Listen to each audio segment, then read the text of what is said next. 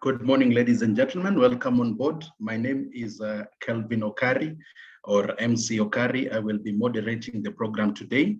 So we welcome you all on board and say karibuni sana to the Women in Leadership webinar.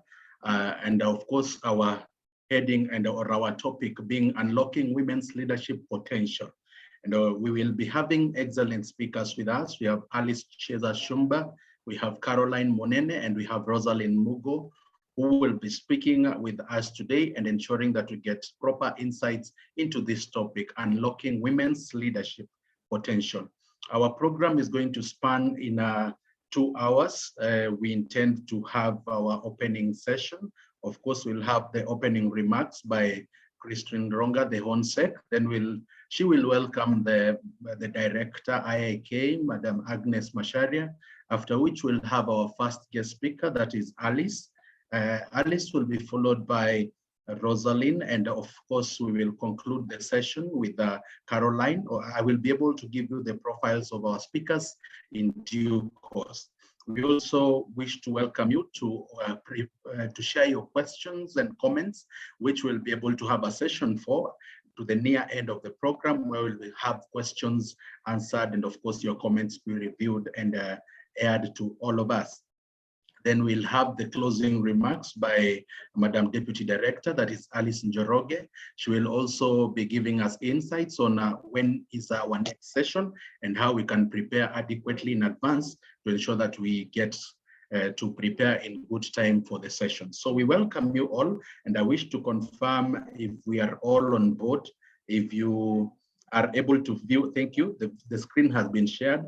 Our program has already begun. We are welcoming you all to log in. And if your friend is supposed to be here and they are not yet here, so we welcome you to invite them so that we are able to begin together. Then we have the opening prayer and introduction, after which we'll welcome the director for the remarks. Then we'll have the first guest speaker, that is Alice, followed by Rosalind, and finally conclude with Caroline, after which we'll have a Q&A session for around 25 minutes.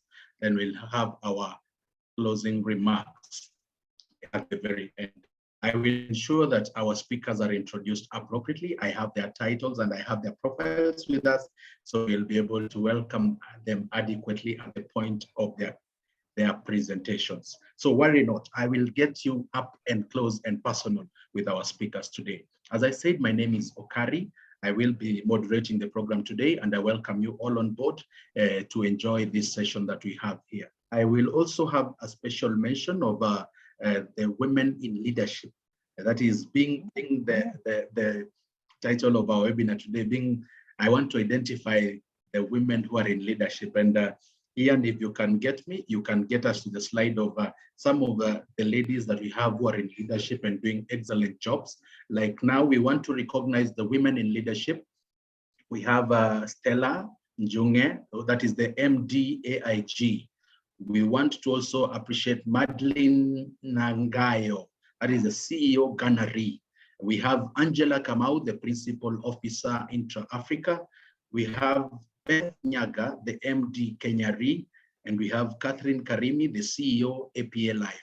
These are some of the women who are in leadership doing excellent jobs in whatever fields they are serving. We also have the Women Executive Committee members led by our very able director, that is Agnes Masharia, of course deputized by the very able Deputy Director, Alice Njoroge. Then we have Christine Ronga, who is the HONSEC. We have Mercy Kiana, the executive member. We have Mary Wanja, the convener legal affairs. We have Teresa Mburo, the executive member.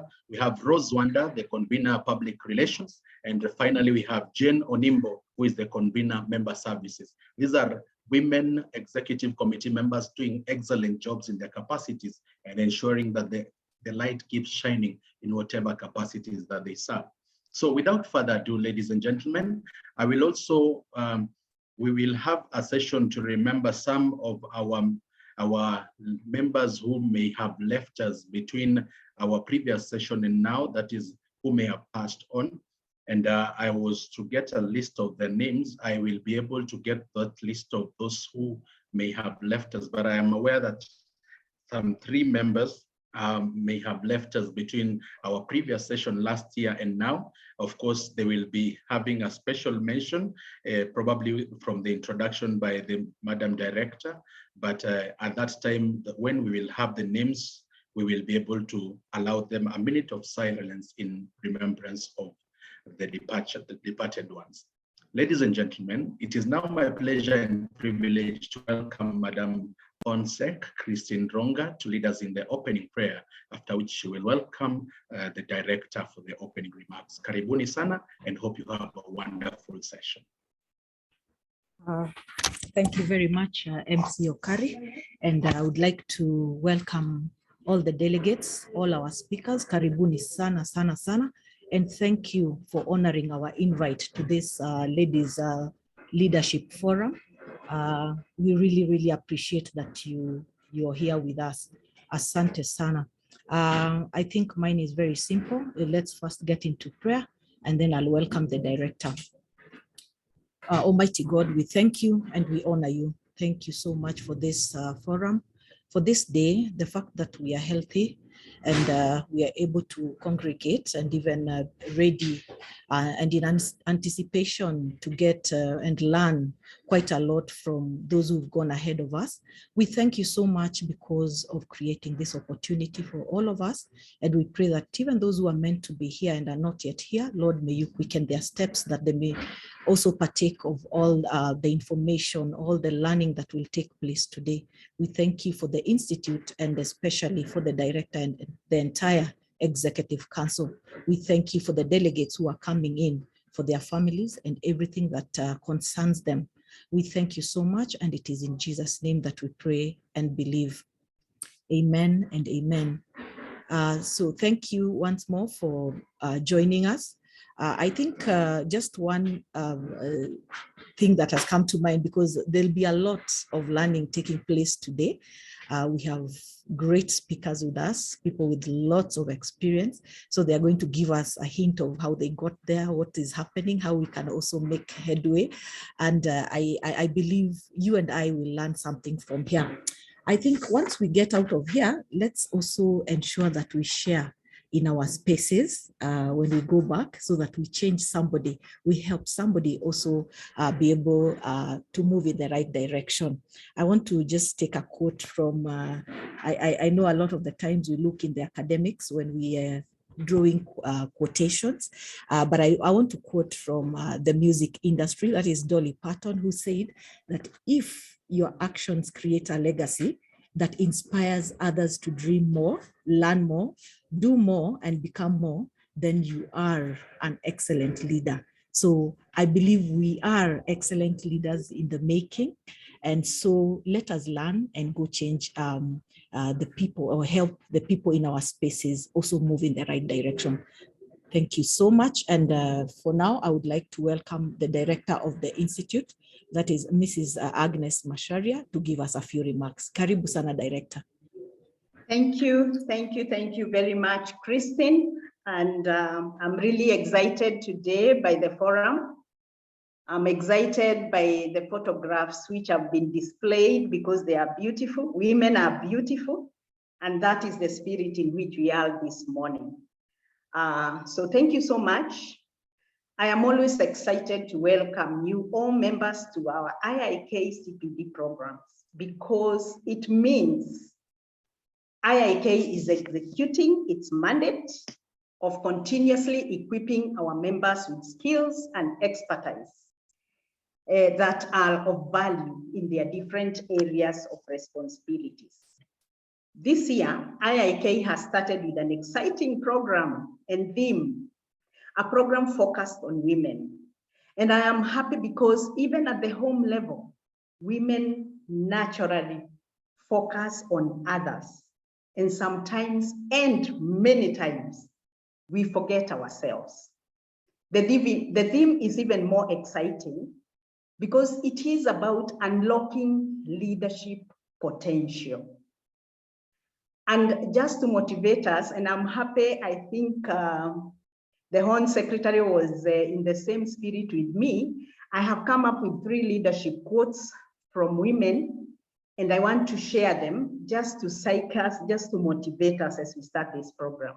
And the first one is from Muriel Stroke. She was a poet, and she said, "Do not follow where the path may lead. Go instead where there is no path and leave a trail." There is also another quote from Mariana Williamson, who said, "Our deepest fear is not that we are inadequate. Our deepest fear is that we are powerful beyond measure, women," and that is the truth. And the last one from Sheila Sandberg, she said, "Leadership is about making others better as a result of your presence." Women are very present people, and making sure that the impact lasts in your absence. And so, ladies, I think, and delegates, I think with that, our dear delegates, we are ready to receive what our great lady leaders, Alice Chienza, I hope I'm pronouncing well, Rosalind Mogo, and Caroline Monene, who has also been a director of this Insurance Institute, have prepared for us. And we welcome them with so much gratitude for taking time off their busy schedules to be with us today. So our guest speakers today will be introduced, like our MC has well said, and I'm happy we are having MC Okari because he knows how to speak warm words to ladies. And I am confident we have selected the best team to be with us today. So feel welcome, our speakers. Delegates, I'm confident we will leave this forum better than we came in. I urge you all to be deliberate in learning as much as possible in the little time, and also ensure that we effectively and intensively engage our speakers of today. Enjoy the session, and thank you so much once again for those who are present and even for our guests. Over to you, MC Okari. Thank you so much, Madam Director. It's always an honor and a pleasure to have you on board. And of course, we ensure that we have the brightest days ever led by you. So we appreciate you and we say asante sana for those kind remarks. Ladies and gentlemen, I know there could be gentlemen logged in. That's why I want to go to the attendees to also acknowledge those who have arrived. That is, I can see Irene Mwangangi, karibu sana Irene, Agnes Mukami, Ann Mwaora, Betty Mugira. Betty, nice to have you on board. Caroline Washera, Christine Mutai, Dorcas Karanja, DK, thank you for being on board. Elizabeth Muli, Emma Ngugi, then we have Esther Kamande, we have Eva McKenna, Frida Mboro, Gladys Musembi, Gladys Nyanchama. Asante sana for being with us. Jane Kanyi, Lea Mwende Mutisia, then we have Lillian Kithome, we have Lillian Malonze, we have Lorraine Muhando, we have Lydia Wangari, Maria Mwamburi, Mariam Momanyi, Maureen Irongo, Masi Kago. Masi, nice to have you around. Michelle Musau, Mukami Njiru, Mutedia William. Mutedia William, that means I have a male, so I can comfortably say, ladies and gentlemen. Then we have Naomi Kemei, we have Patricia Karanja, we have Patricia Moody, Stella Kerubo. Stella, thank you for being here. Bedelma Mugambi, we have Winnie Rotich, we have Zita Lobo. Those are the people I have, and of course, we will have more coming in, and we say Karibuni Sana. It's an honor and privilege to have you on board. Ladies and gentlemen, I have seen one. It is again my pleasure and privilege now to take us through some of the insights that we anticipate to have today. So of course, I will be able to guide us to one more time remind you, we have 3 speakers this day. We have Alice Chiesa Shumba, that is Executive Director Operations FBC Reinsurance Zimbabwe. So you see, we have international guests here. Then we have Caroline Munene, the Group CEO, AAR Insurance, an excellently performing company. And of course, she will be able to give us insights on how she is able to do that. And then we have Rosalind Mugo, Managing Director, Zamara Insurance Brokers. Rosalind, it will be a pleasure and privilege to hear from you and understand your great insights. So today we are looking at unlocking women's leadership potential, and the program will deliberate on the following theme areas. That is how to work and scale the heights of leadership in the new norm, becoming the authentic leader you envision. That is, do your shoes fit? And somebody prepared heels there specifically to ensure that the shoes fit nice and comfortable. Then we have personal positioning and personalized critique, and how to navigate power structures and gender dynamics. And of course, we will be able to have our first speaker being Alice Chiesa Shumba. She will be able to take us through 40 minutes of a presentation. Of course, she will cover like 30 or so and cover the next 10 on questions and any comments that will have come on board. But we, of course, will be able to understand and get well. So Alice, as I said, is the Executive Director, Operations, FBC Reinsurance Zimbabwe. She holds BCom Insurance and Risk Management from NUST. I'm sure she will be able to tell us the name of the university, then the MBA from ESAMI. Alice holds a Bachelor of Commerce in Insurance and Risk Management, and she is currently working towards attaining Chartered Insurer status with CII UK. And of course, UK is the United Kingdom, not Ukokino. Alice joined FBC Re in 2002, that is 2002, as Assistant Treaty Underwriter. She was appointed Treaties and Claims Manager in 2005, that is 3 years later. And of course, a position she held until her assignment to head the underwriting department. Before joining FBC Re, Alice was a reinsurance broker at Aon Minerva Risk. And of course, ladies and gentlemen, we will be able to get more insights from Alice Shumba. At this juncture, I wish to take the pleasure and privilege to welcome Alice for the brilliant and of course amazing presentation that she has for us. Alice, over to you. Karibu. Asante sana, MC Okari. Good morning, everyone. Just to ensure that I'm not talking to myself, I always like to interact with the people that are here.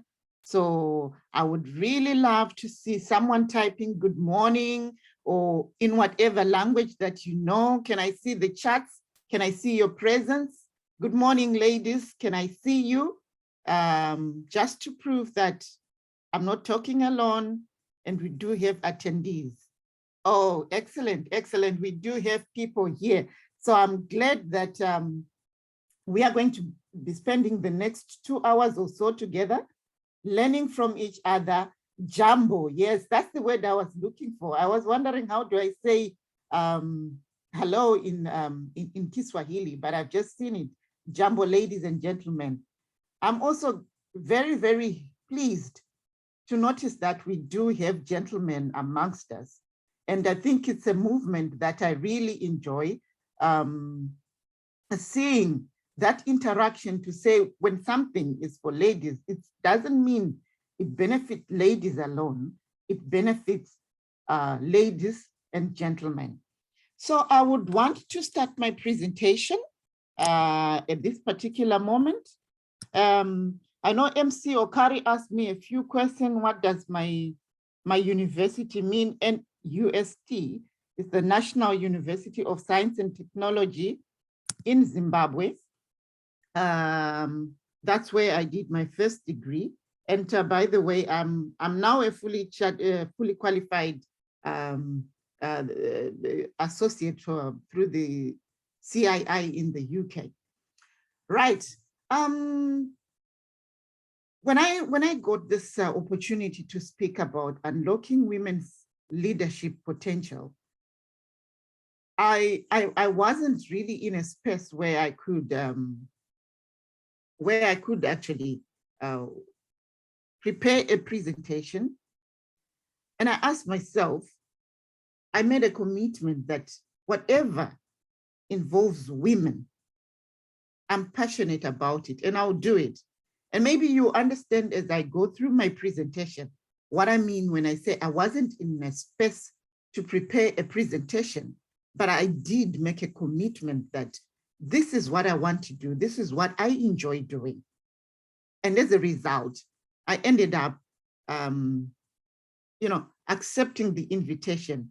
I really enjoy the people of Kenya. I've interacted with the people of Kenya, and I really feel warm when I'm around the ladies, especially when I know when you've got a number of delegates and a number also responds to you.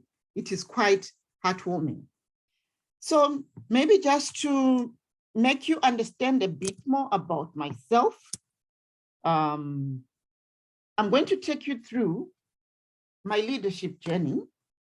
And what I know is that everybody has a unique career path. For me, I started as an assistant underwriter, and it took me 2 years as an assistant underwriter. After 2 years, I was promoted and spent 1.5 years as a treaties and claims underwriter. Life was very good at that stage. Then I became a treaties and claims manager. You can see the rise in the first, in the first phases of my career. When I became a manager, I was in that position for 7.5 years. And I think maybe as we discussed today, ladies, you will find that we do have a number of us that become stagnant at some point. And maybe the topics that we have selected today, navigating through power structures, personal positioning and branding, those are the things that will help us to get out of that sticking point. So I stayed there for about 7.5 years. I was promoted to the position of head of underwriting, and I was there for 5.5 years again. But I also want to bring to your attention that now that I'm an executive director since 2018, and it's my 5th year, I'll also point out that I think in my position as the head of underwriting, I was really an executive director, but I was just waiting for the title. So basically, I've spent maybe the last 18 years in the same position.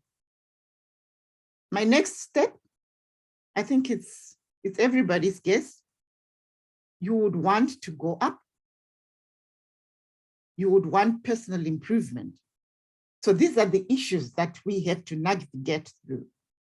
And I'll talk to us as ladies, and I'll talk about leadership in general.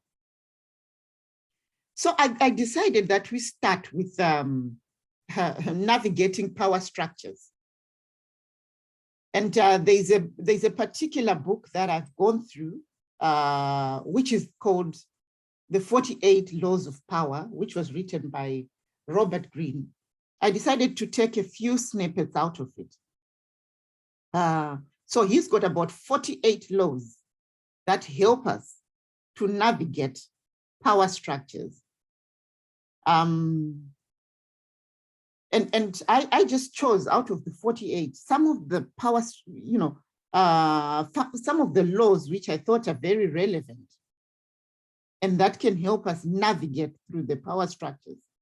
And law number 5 says, so much depends on your reputation. Guard it with your life. I find this one very, very critical to me in that, once you do not have a reputation, we've known people that have fallen because of reputation, a reputational, if they let their guard fall or on their reputation. We also have had situations where people have been blackmailed. And so when we say guard your reputation with your life, even those that blackmail people know the importance of your reputation and that you would want to guard it with your life. So it is one of the major laws that I believe in when you want to navigate power structures. There is also another issue about knowing who you are dealing with and not offending the wrong people. I've often met in some instances where you do not really, maybe let me give an example of a family business where you definitely know that anybody with this particular surname, belongs to the structure, and you go around offending the wrong people. It is a law of power that you do not offend the wrong people. We'll talk about who are the right people and the wrong people at a later stage. But maybe I also draw your attention to Law 26, which says, keep your hands clean. You see, in politics, I don't know in Kenya, but maybe where I come from, if you're a politician, you've got to eat something, you've got to partake something. So there's a lot of corruption that goes on. So even if you, the moment you join into politics, you feel the power, you've got resources at your disposal. And if you forget to keep your hand clean, that is the mark that will always be used against you to dig your own grave. So ladies and gentlemen, it's very important to keep your hand clean. Now, when you do whatever you do, make your accomplishments seem effortless. Now, Law 35 says, master the art of timing. I don't know how I can emphasize. I've seen people that don't know where to say things, even if it is a fact, even if there is gender inequality. Sometimes you have to master the art of timing, of the right place and the right time of saying things. And this is also something that we'll talk to during this presentation. And I found Law 40 to be very, very important for ladies, because there are always these freebies, the free lunches. And it's a warning that I would obviously give to ladies, that careful, despite the free lunch, especially when you are at the bottom. You have to work, you have to earn whatever you have. So you've got to be very careful about the free lunch. Even as reinsurers, I'm a reinsurer myself. I don't just take anybody to lunch. I'm expecting business in return. So when you see you are getting free lunches, and when I say free lunch, I don't mean the free lunch just to eat. No, I mean you've got to work, you've got to earn whatever you have. Right, on these laws, I'm going to pause and I'm going to ask for interaction. I'm going to pause and I'm going to ask for interaction. I'm sure you can see my screen. Can you raise your hand if you can see my screen? Yes, okay, right. There are some laws that I've put there. Thank you very much. You can put your hands down. I've put some laws there for you to have a look at. Law 3 talks about concealing your intention. I want us to reflect for a moment. Do we know of people, and I'm going to call out maybe just as a way of discussion from ladies. If you know any one of these characters, I'm not saying tell me the name, but we do have people that you don't know where they're going. We do have people that try to court attention at all costs. We do have people who want to discover each man's weakness and capitalize on it. We do have people who learn, who want to keep people dependent on them. I've known people who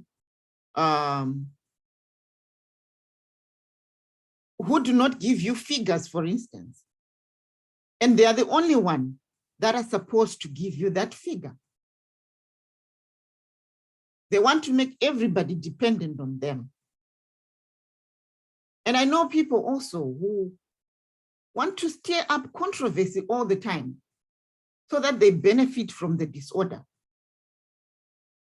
Then they are my special people on Law 7 who get others to do the work, but they get all the credit. I want to pause a little bit and answer a question from Patricia, where she says, where do you draw the line between not offending the right people and standing up for oneself? I'm going to answer this question in the sense that, yes, this presentation will cover that, about not offending the right people, but I may just as well answer it now, that when we talk about not offending the right people, you've got to know this issue called diplomacy. And we spoke of timing. You've got to know the right place and the right time of saying things. So yes, there are people who are easily offended, and sometimes they are the wrong people.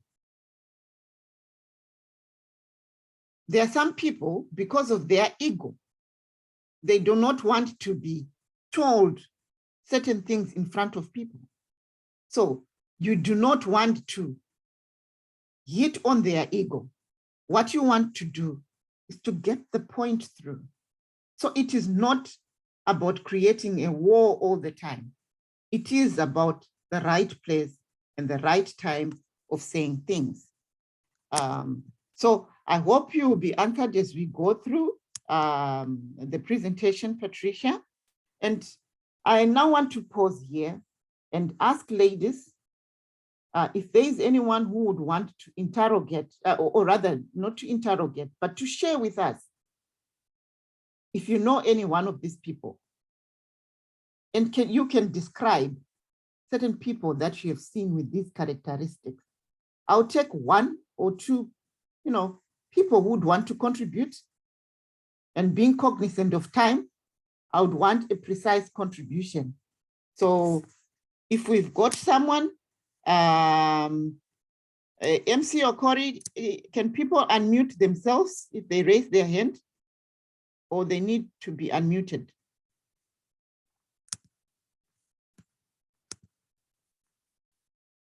MC Okari. Thank you, Alice. I am glad that you opened the session for everyone to now comment. Of course, you raise your hand, delegates, kindly raise your hand so that we are able to recognize and allow you the opportunity to speak. I am checking to see whether there is anyone who has raised their hands among the attendees. Even as we do so, we will also allow you to check on the presentation, see what needs clarification and maybe questions, so that we are able to also have Alice respond to them before the conclusion of her presentation. But so far, I'm not seeing any hands. And that means that, Alice, you can make one of the best teachers the world will ever know, because the delegates seem to have understood a lot of what you have said to us. But meanwhile, I'm just checking if there's any hand that has been raised, or if there's any that has come through the Q&A section. Or I can see one hand here.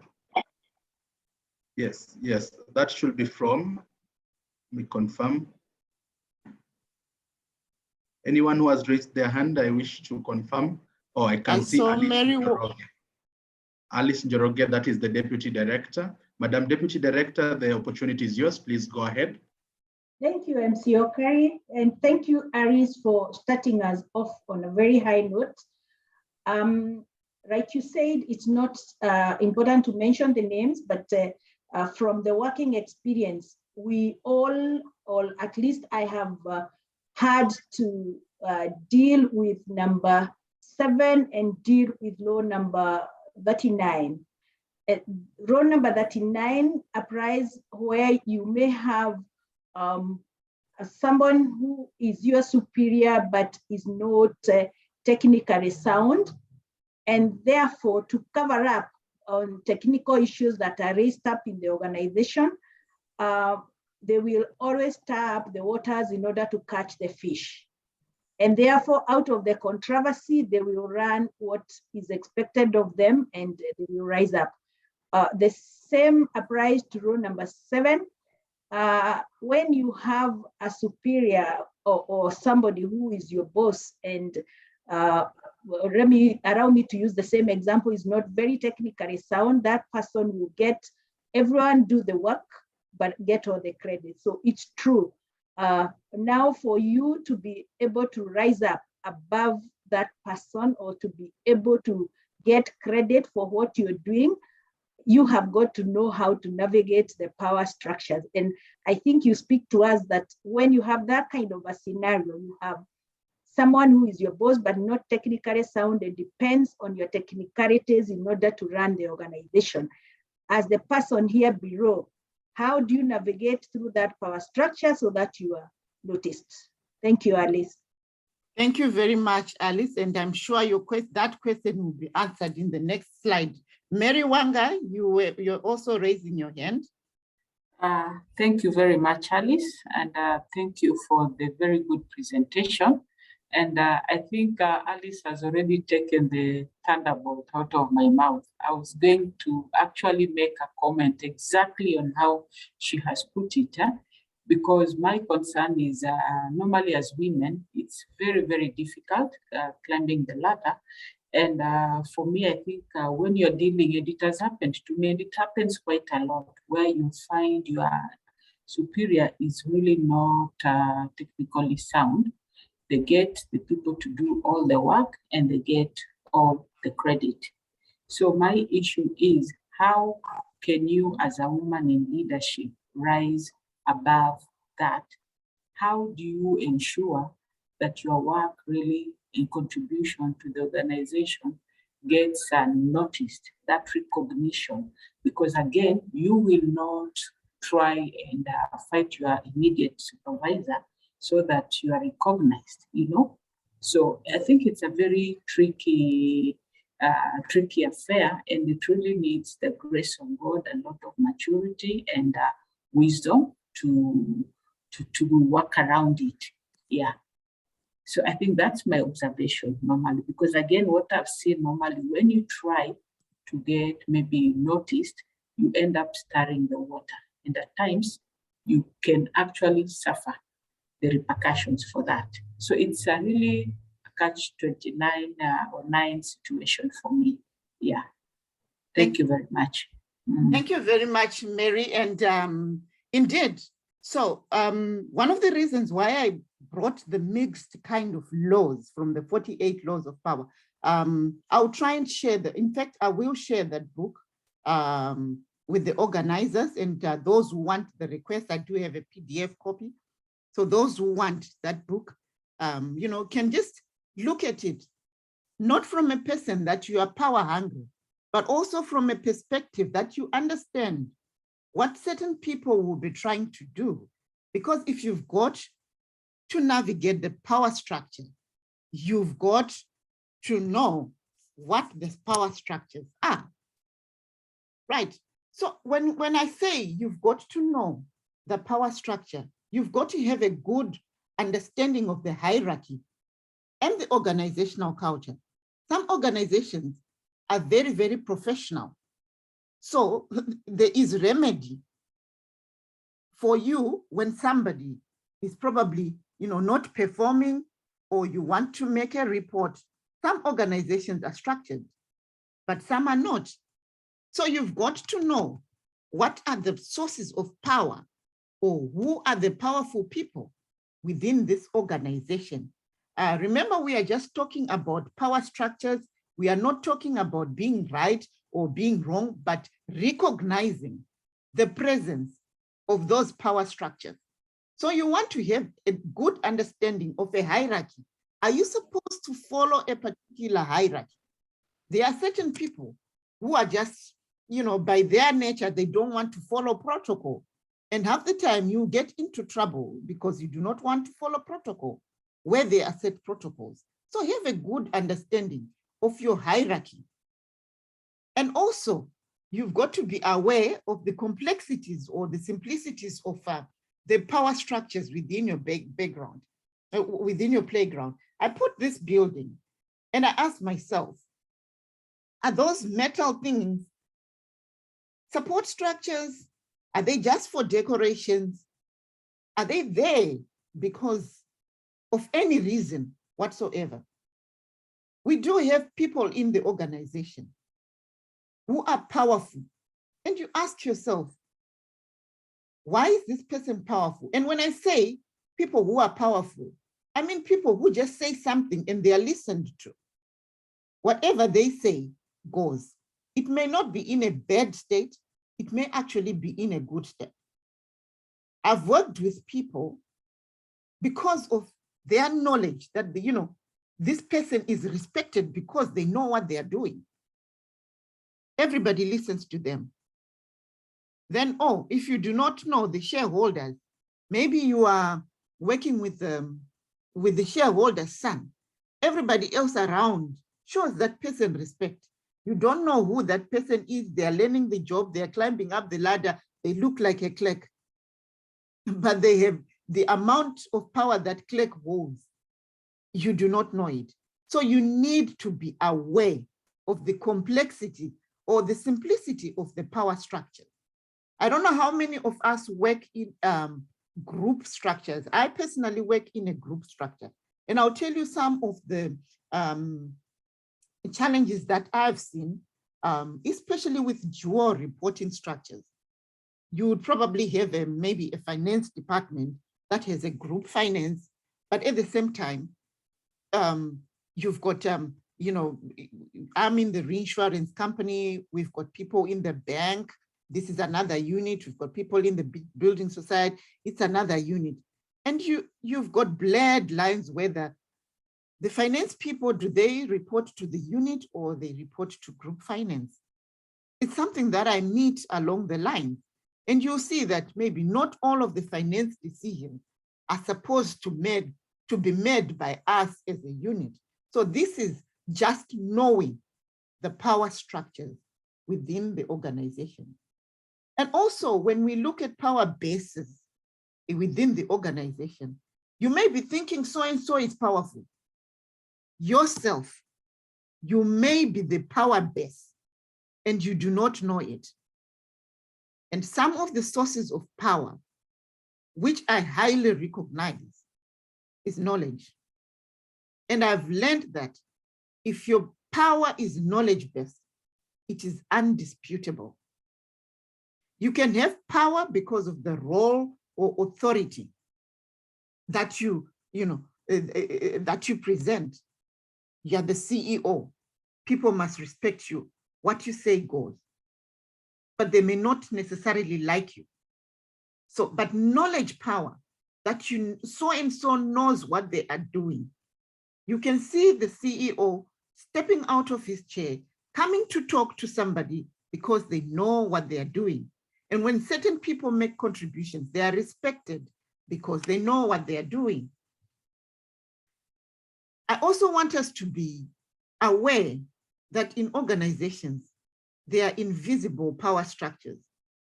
You think things are supposed to go this way, but when the human resources director says something, it can change the course of what you are thinking. So you need to be aware. Here we are just talking about knowing the power structure. If any word that you're going to get today is that you've got to know the power structure within the organization that you work in.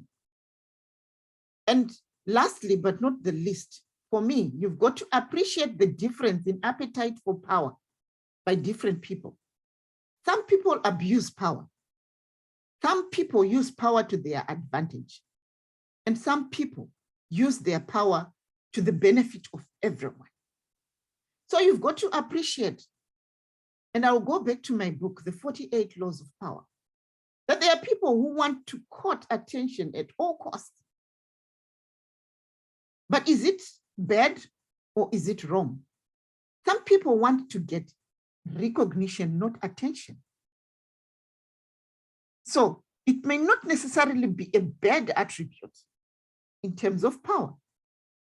So as women, there are certain things that when you look at it from, you know, from a victim perspective, you would think it's bad. But when you look at it from a development, a personal development point of view, that there are people who are called, they want to stir controversy all the time. And unfortunately, as women, we are also labeled that we want to stir controversy at all times. But hang on, what if you are standing up for what you believe in? That can give you that power that you are not a pushover. So it depends. When I looked at those 48 laws, initially I was saying, this is really wrong. But then when you look at it from another perspective, you then see that concealing your intentions, for instance. Now let's look back at these laws and say, are they really that bad? Other people use it to their advantage. When we say conceal your intentions, I'll talk about emotions. That you are known to be emotional, and there are people who are waiting to discover your weakness and use it against you. Is it always the right thing for you to expose your weakness? So, ladies and gentlemen, we are just talking about knowing power structure. So now as we navigate the power structure, I will reiterate this. Knowledge is the best power base that you can ever have to navigate any power structure. Keep advancing in education. Be a source of valuable information, and be good at what you do all the time. Your personality, you must be charismatic and have people skills. I know people who say, me and so, we don't see eye to eye. I do not believe in an organization you should have that stance, that I do not see eye to eye with somebody. Have people skill, have the ability to manage people, and be a relevant contributor to progress. You do not keep quiet.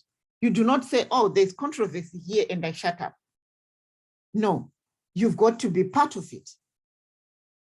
To make sure you have a source of power, have your reputation remain intact. It will follow you.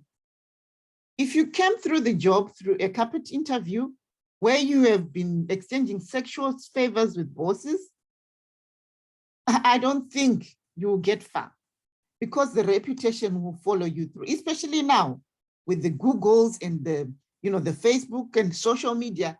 The internet does not forget. The moment you taint your reputation, it's gone. I know people that things that they've done in the past still haunt them today. So I'm talking to those girls, the ladies that have just joined the industry, if they are there. If you have room to maintain your reputation, maintain it. Your dignity, your integrity, it is a valuable asset. Be reputable for the right things, for your knowledge, for your ability to do the work, for your influence. And this is where your networks come into play. And when I talk of networks, I'll tell you, you need to create your networks wisely, ladies. I was just, smiling when the powerful women were being announced within the Kenya market. And I asked myself, how do I know these people? I know Madame Madeleine Nagayo from Ghana Re.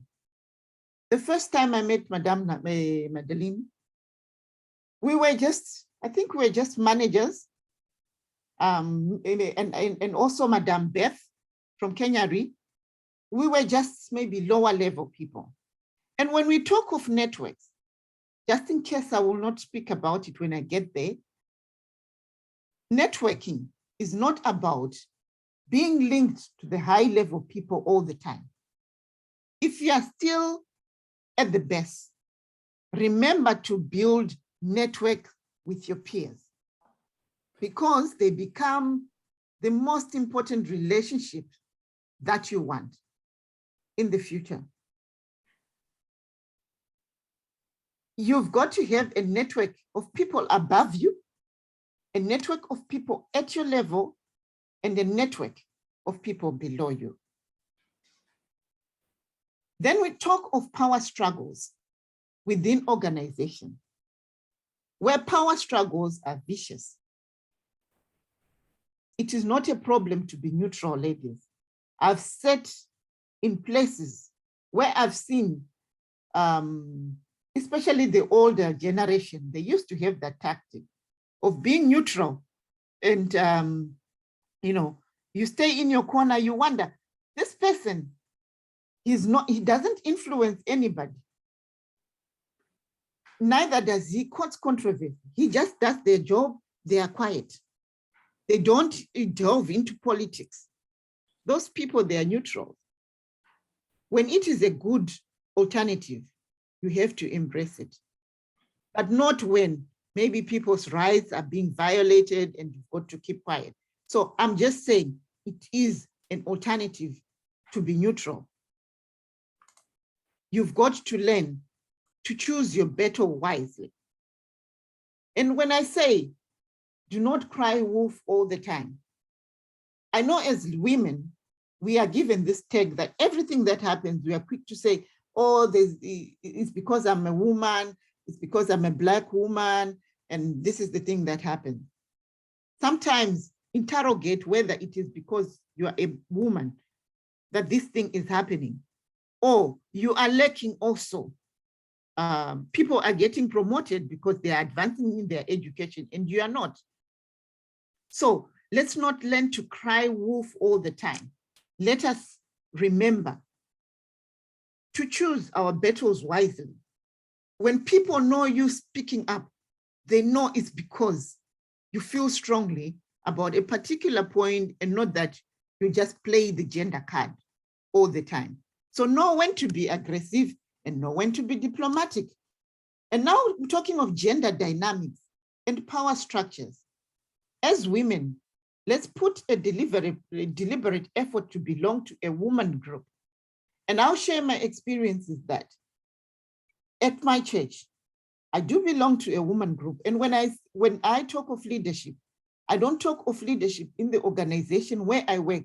I also talk of leadership at my church, leading the women groups, creating a network of people that I interact with outside the profession and within the profession. What do those people do? You think certain things are unique to you, but the moment you belong to a women group, it helps you to understand that these things are not just happening in your organization, it's also happening elsewhere. And how do you navigate that? I do know of people, in fact, here in Zimbabwe, we did start the Women in Insurance group. And to be honest, I've made friends with a lot of girls that I didn't know they exist. They know me from afar. And guess what? Next time there's a claim, they call me, Madam Alice, have you looked at this claim? And we exchange notes. So what's going on with this claim? They let me know what's happening on the ground. And even myself, as sources of information, it's not just coming from people that are above you. It's coming also from people that are below you. So it is very important that we keep those network structures intact. Where there are gender quotas, ladies, don't hesitate to take the advantage as much as possible. And let's support each other as women, because they become your army. You may think you do not need somebody right now, but in future you will need them. I want us also to assess our own environment, because some environment like mine, it has been very gender inclusive, but others are toxic for the women. So you've got to know whether your environment is toxic or your environment is good for you. So knowledge power, I keep referring back to knowledge power, is difficult to overlook. Capitalize on it. And then as a woman, or rather as women, we are known to have emotions or to be emotional. And I thought I should put it as a way of managing power structures from a gender dynamics perspective, that we've got to deal with this tag that you are emotional. Sometimes people use it that it's a weakness in us, and they appeal to our emotions to stir up controversies with us. I know people who would generally just cook up a story that they know will infuriate you. You go angry and you forget to be professional. And you shout on top of your voice, you're really angry, you want to say your point, and they've achieved what they want to do. So as we navigate the power structures, let us remember to pack emotions. I said when we were starting that I didn't think I was going to be able to make a presentation and let alone present. This, I'll now delve into my personal experience. Yesterday, I buried a very, very close person to me. And I had my sister. She was called for an interview on the 24th, which was yesterday. And she said, you know, I'm burying my dad. I cannot come. And I said to her, young sister, this is an opportunity of a life. Dad is dead. But we've got to move forward. What do you do from now? This is your future. This is your career.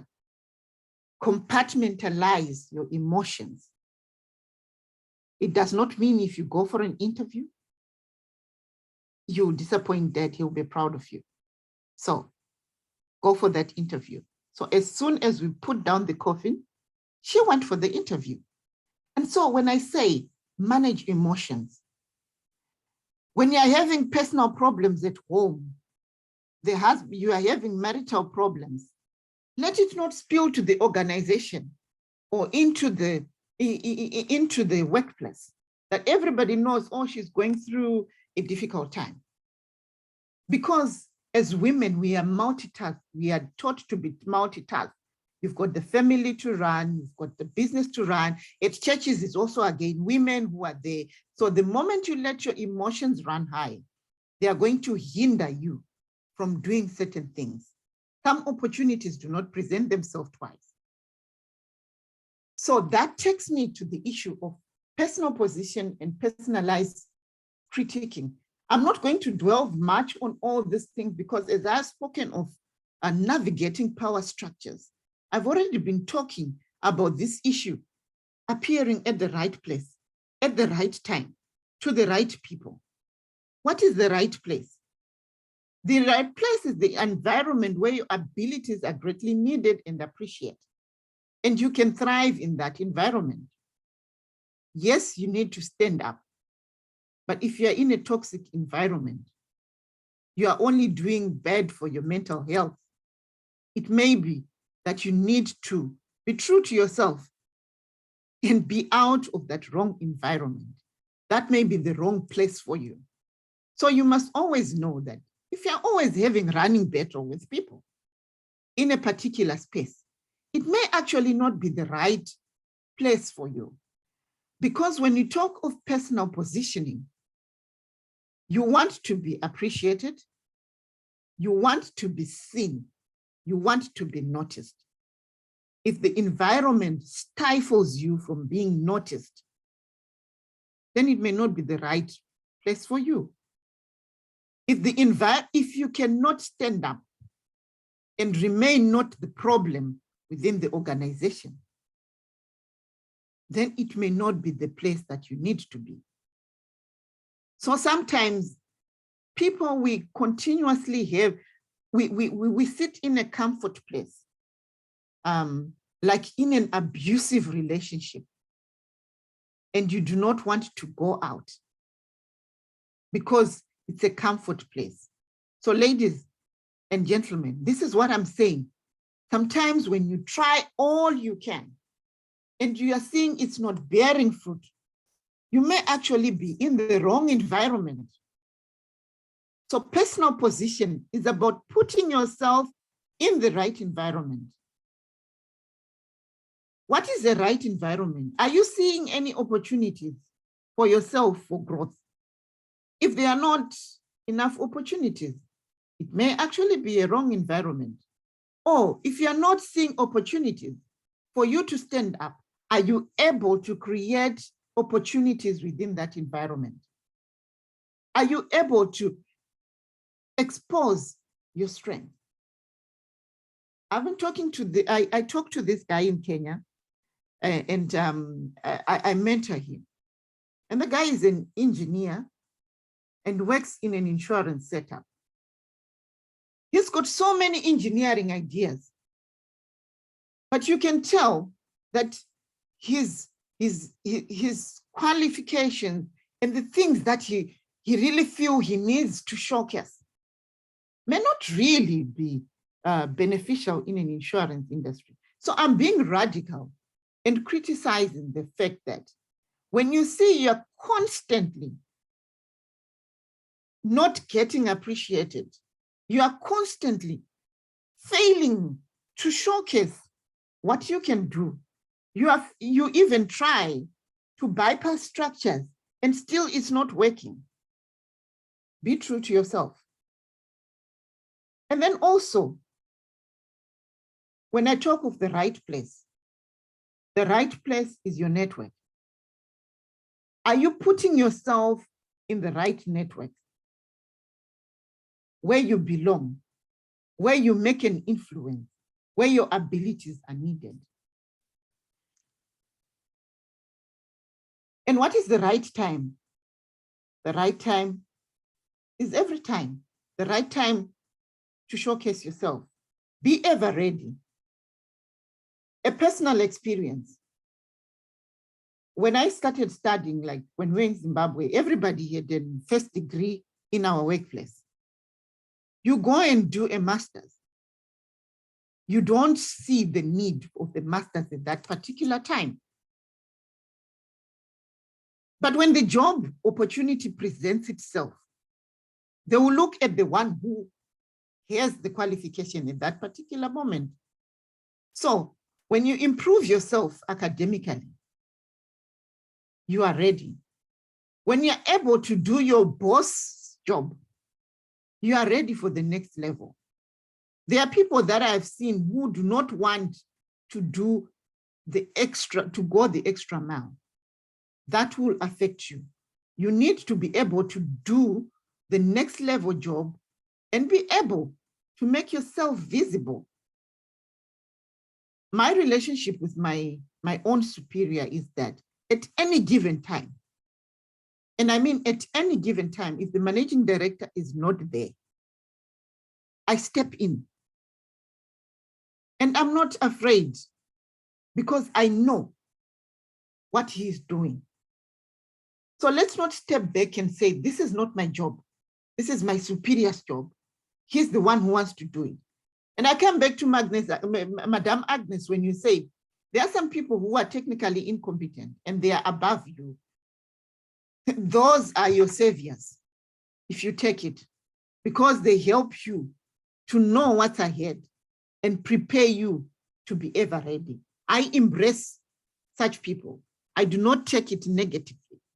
Yes, they take the credit, but it's a short-term power base. Like I said, knowledge is a long-term power base. They can play all that tricks, but it will still come that day when people realize, no. The actual person who knows what they are doing is this one. So what I'm talking about is that keep your personal brand bank in credit so that you can withdraw from it at the right time. When the qualifications are needed, all you do is just to dust your and present it.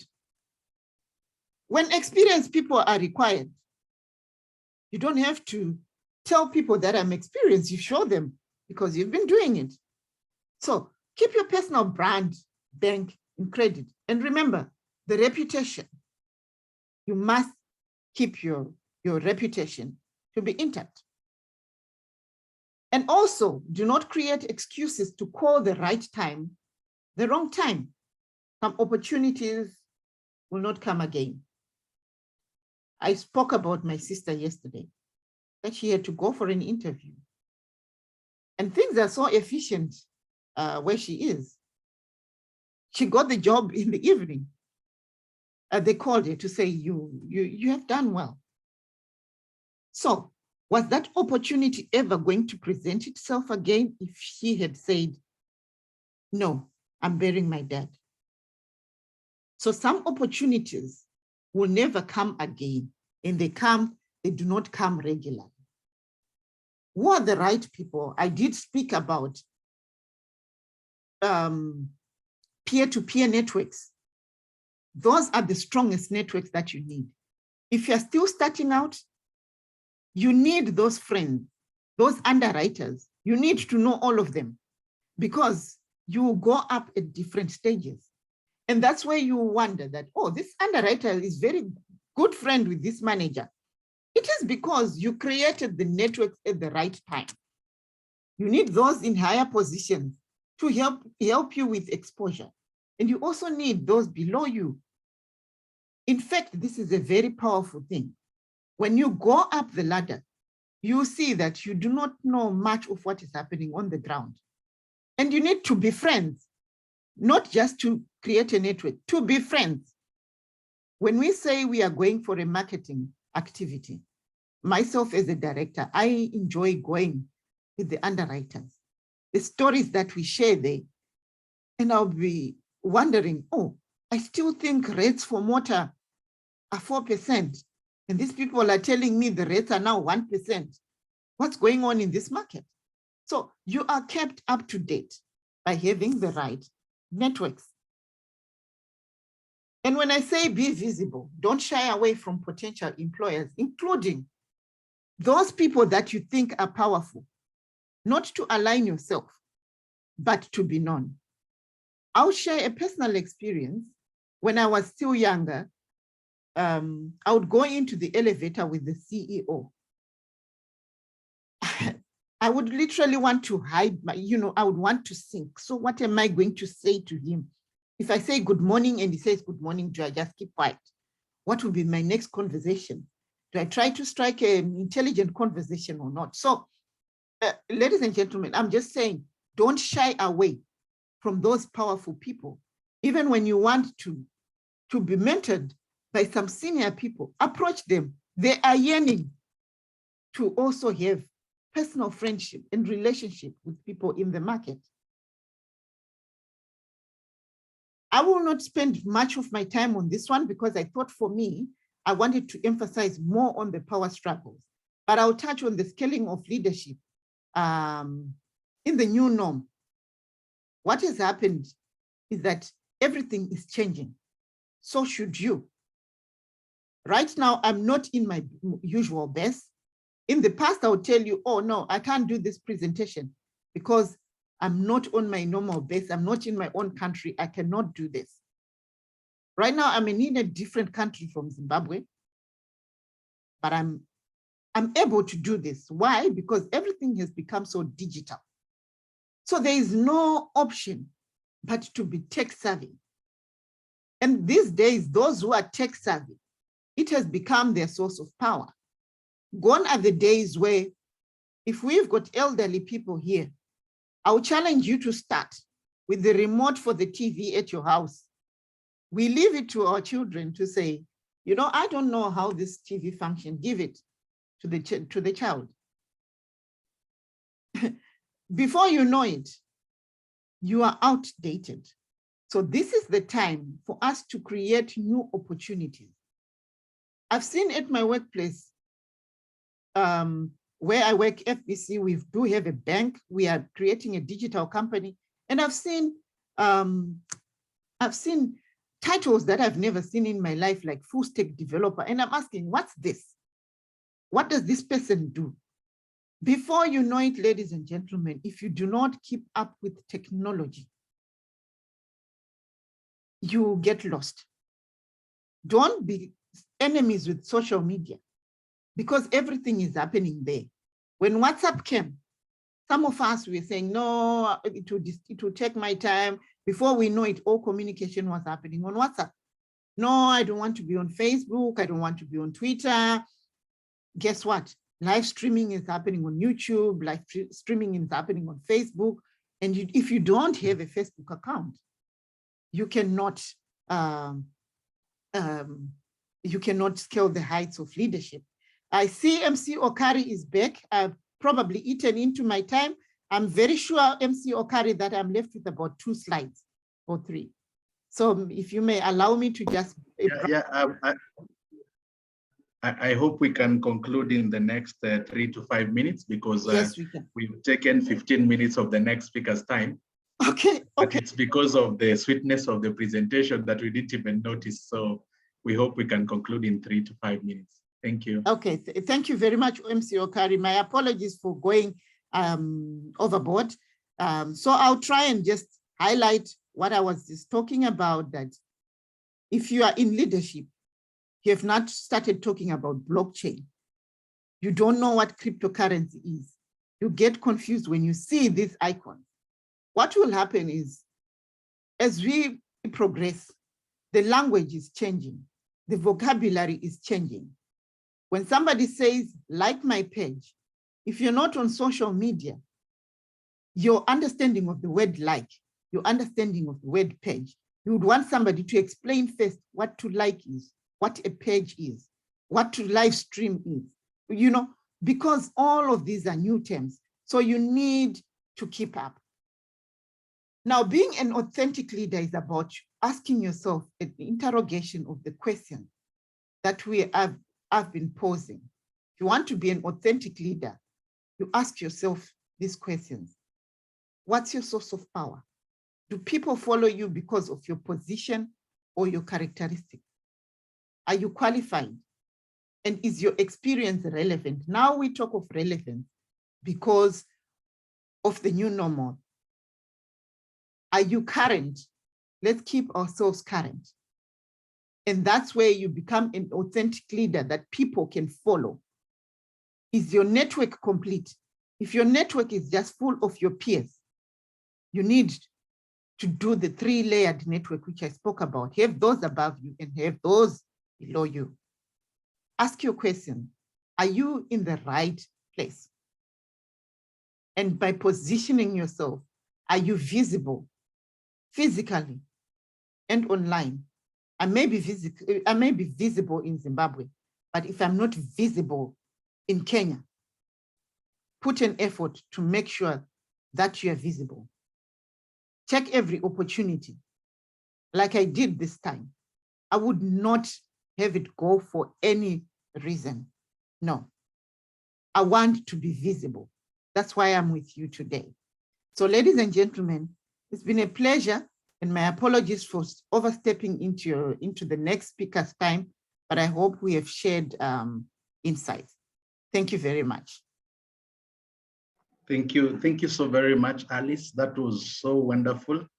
Your vast knowledge and experience in this presentation has just come out very nicely. And we want to say asante sana for that wonderful presentation. Now, without much ado, I want to get us crossing to the next speaker. Then we will come back to any questions and comments that will be presented at the Q&A section. Our next speaker, of course, is Rosalind Mugo, the Executive Director, Operations, FBC Reinsurance, Zimbabwe. Rosalind is a seasoned insurance expert with over 15 years of experience creating strategy and top-notch execution of the entire insurance life cycle. With that, she has developed cross-functional teams that scale high in service delivery standards. She has inspired, assimilated, and empowered each of them to push beyond their perceived limitations to deliver to their clients in a timely manner, of course. And Rosalind, it is a pleasure to see you again. I'm sure we've met on other forums. She's a reliable presenter and an individual with vast experience. At this juncture, ladies and gentlemen, I want to welcome Rosalind for her presentation. Karibu sana, Rosalind. All right, good. Thank you very much, MC Okari. Thank you for that introduction. Sometimes these introductions, you can barely recognize yourself, but I'll just make one quick correction that I do not work at FPC. I work at Zamara Risk and Insurance Brokers. All right. Okay, you did My hear apologies for that, Rosalind. Thank you. Right. That's okay.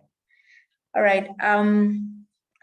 I wanted to just begin by recognizing the Institute of the Insurance Institute of Kenya, IIK. It is a body that is committed to enhancing insurance professionalism through training, examination certificates, and research. I also note that they have a great lineup of members in their executive council, headed by 2 women, Agnes Macharia and Alice Njoroge. Thank you so much for championing a discussion on women in leadership. It is no secret that women face various barriers when it comes to fully participating in the economy. Across geographies and income levels, disparities continue to exist. Also to note, there are uneven opportunities and unbalanced representation. So thank you so much for being in the lead in this conversation. All right. I'm looking for my slides. I think somebody from your end should be.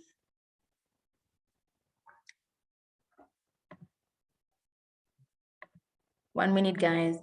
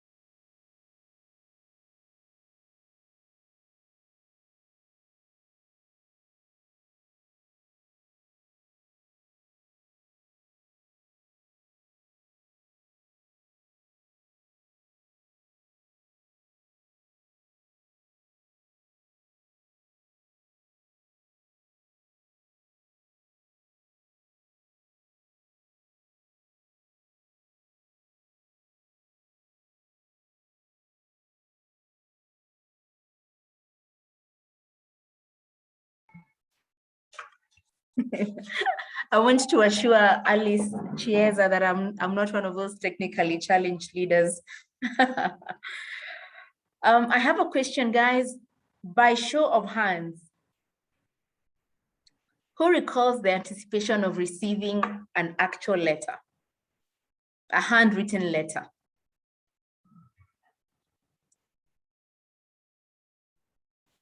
It was very exciting, isn't it?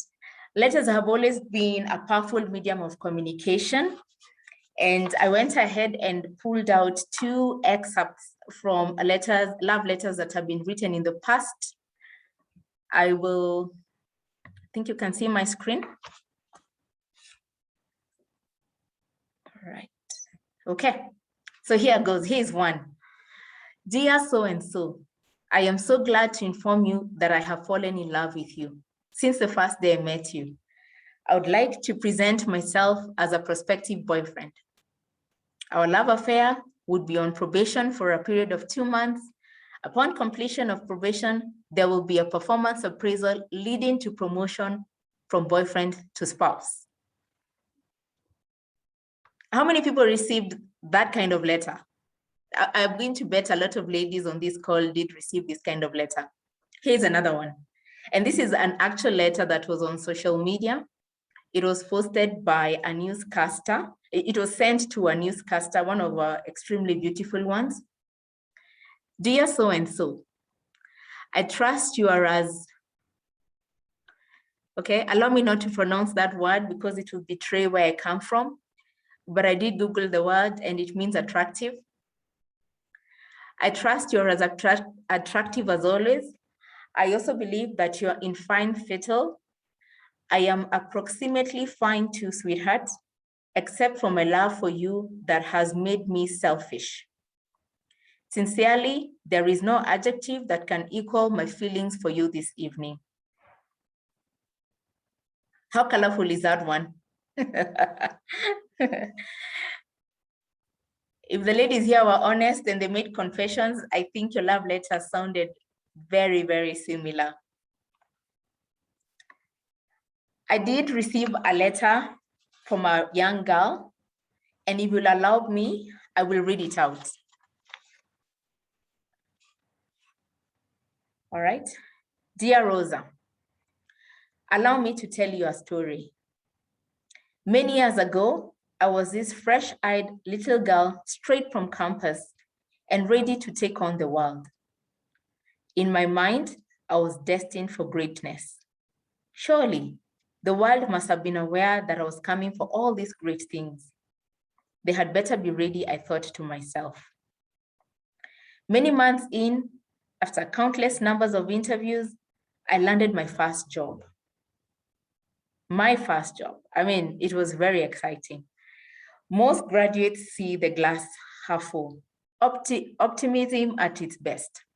I counted my coins, went to the closest thrift market, and bought the most decent office wear that I could afford. Come Monday, I stepped out looking my best. I showed up at work only to be given a brief of what the job entails. I couldn't believe that I had them right. In one word, the JD was brief, hawker. You heard me, hawker. For emphasis, and to make sure we are on the same page, by definition, a hawker is someone who offers goods for sale by shouting his or her wares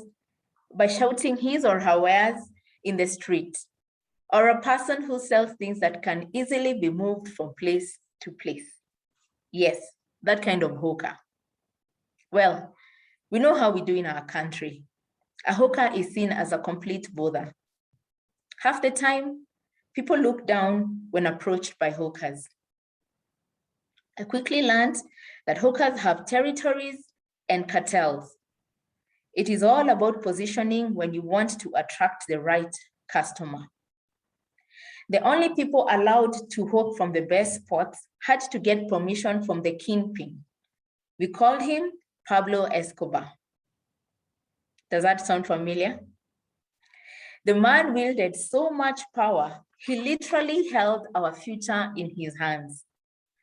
Just like Escobar, the man was big on reciting Pablo Escobar's quotes. Here's his favorite one. I am Pablo Emilio Escobar Gaviria. My eyes are everywhere. That means you guys cannot move a finger in all of Antigua without me knowing it. Do you understand? Not a finger. One day, I am going to be president of the Republic of Colombia. So look, I make deals for a living. Now you can either stay calm and accept my deal or accept the consequences. Chilling, eh? He reminded us this every morning. In due course, I got a spot at the CBD bus station city clock. I think there's a lot of Kenyans here, so they know the bus station, the famous city clock in town. That was prime real estate. This was the Runda for hawkers. In addition to paying him a percentage for my daily sales, he had top-notch value addition. He could teach me the how to close a sale, how to determine a customer is worth your time, how to make eye contact, how to build a rapport, well, you get my point. This man fell just short of publishing a book. I think he could have aptly titled it, "The Hustle Has Nothing on Me." Clearly, this is not what I envisioned after I left school. Where was the desk job? Where was the big money? I stood in the sun for hours on end with one thought in mind: run and never look back. For the first 1 month, I did not make even one sale. In month 2, I made 2 sales. And don't forget, commissions are a percentage of sales. In month 3, I made 10 sales, and everything started to turn from there onwards. I understood the first rule was to show up. Just by showing up, I began understanding the hustle. Let's fast forward this story. Many years later, I moved to a series of low-level jobs. Well, I was just grateful to sit behind a desk. I was grateful to be away from the scorching sun. But I was determined beyond words. I pushed hard despite the many challenges and pitfalls.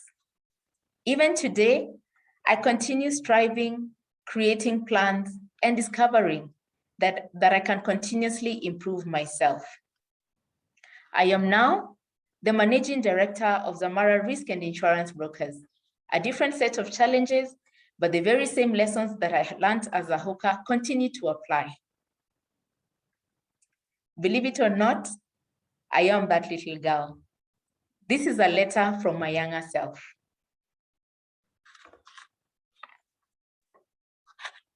Right? Okay. So there's 5 key lessons that I did learn in my stint as a hawker. Lesson number 1.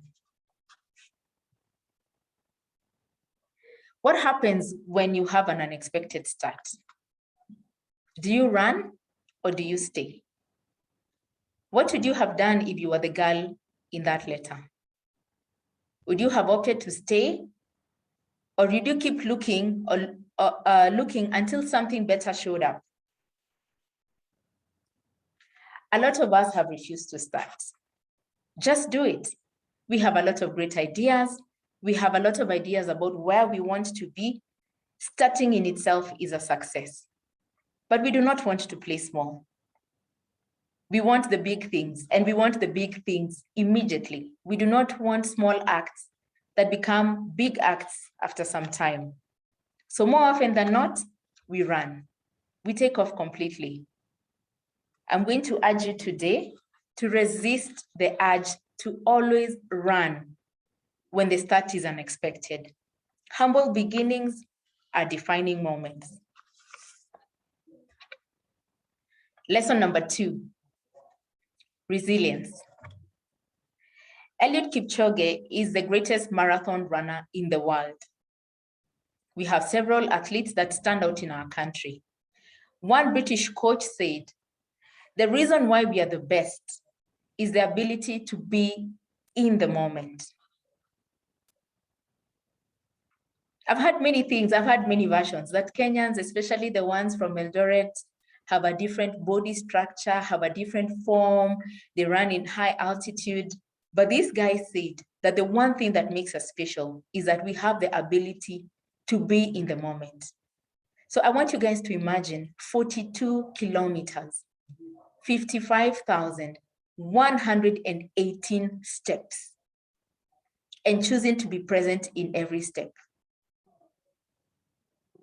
Being in the moment is not as easy as we make it sound. There are people who are on this webinar. We are on our phones, we are on our emails, we are choosing to do a million things as opposed to choosing this great lesson. And it happens to the best of us. It also happens to me. These marathoners are blissfully aware that every step, every moment has something to offer. The run in itself, it's grueling. It's not magical at all, but the win is magical in every way. So yes, some beginnings are less than magical. For me, it was unexpected. I didn't go to school for 4 years to become a hawker, but here I was. I stayed, I faced my fears, and I decided I am going to change the narrative.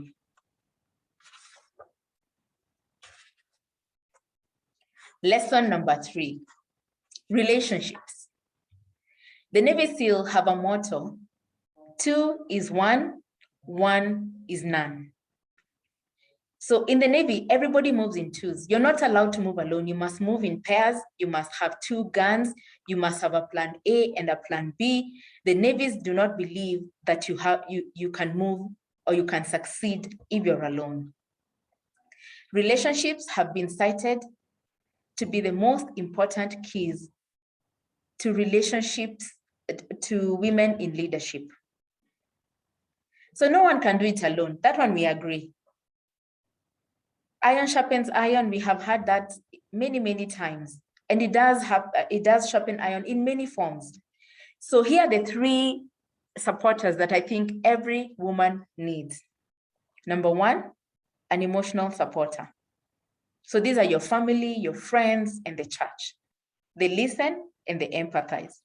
And because we are women, that is necessary. It is part of our DNA. We want to be heard and we want that sympathy. All right, here's another one: intellectual supporter, networks, mentors, coaches. I did realize that the reason why we struggle with networking as women is because we are so hardwired to have deep connections. I'm going to say something that might sound a little controversial, but I'll say it anyway. Your networks don't have to be that deep. You don't have to have a deep connection. And that is why women do not actively seek strategic connections. So a strategic connection is one that will get you from point A to B. It is one that the person who's you're networking with can lift you up, has experience, has wisdom, and they're going to be able to propel you. But because we only believe in connections that are very deep, then we are not very good at just forming networking connections. I'm going to say something though, guys. Men do it all the time. They have golf buddies, they have sports buddies, they have that guy I drink with. Those are not deep connections. They are not. Then why are we unable to do them? Yeah? Isaac Newton said, "If I have ever seen farther than others, it is by standing on the shoulder of giants."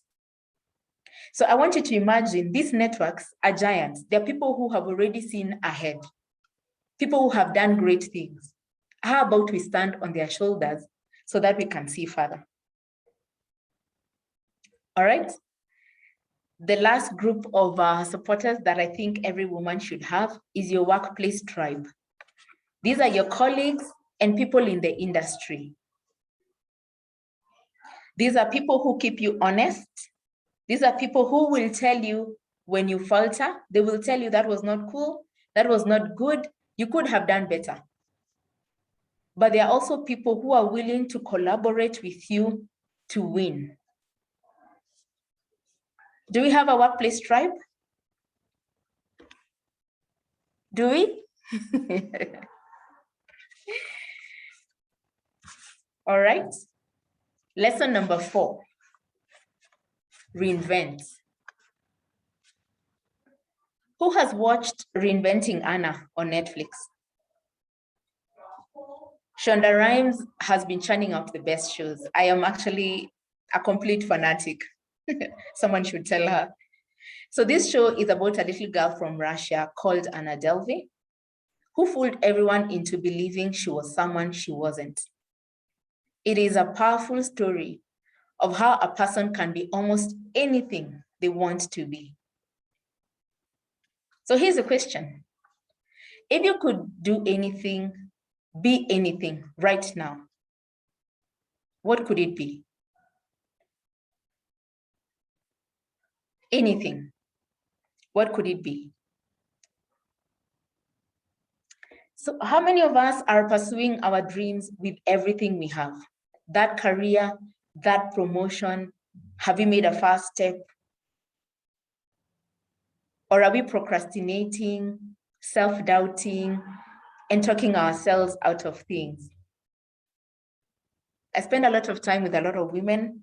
I mentor and coach some, and more often than not, our conversations are always about why it shouldn't be them. They're always talking themselves out of things. Do we need to play the boys' game? I think Alice has sort of touched on this one, but here's my take. How about we create our own rules? We don't have to be the men, we don't have to be the boys. We can remain feminine in a masculine world as we become the best versions of ourselves. I totally believe that.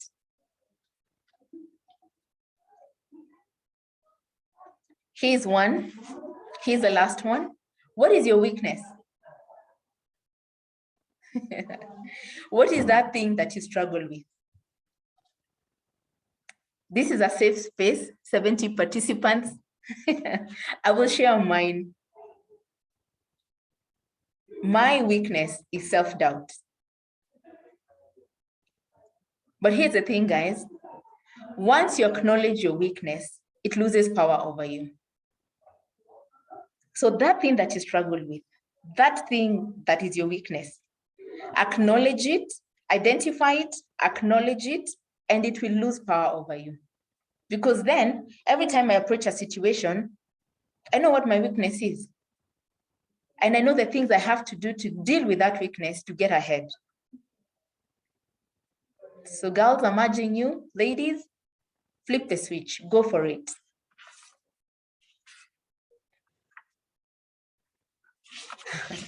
Final lesson, it might not have been in the letter, but it is something that we need to address as women.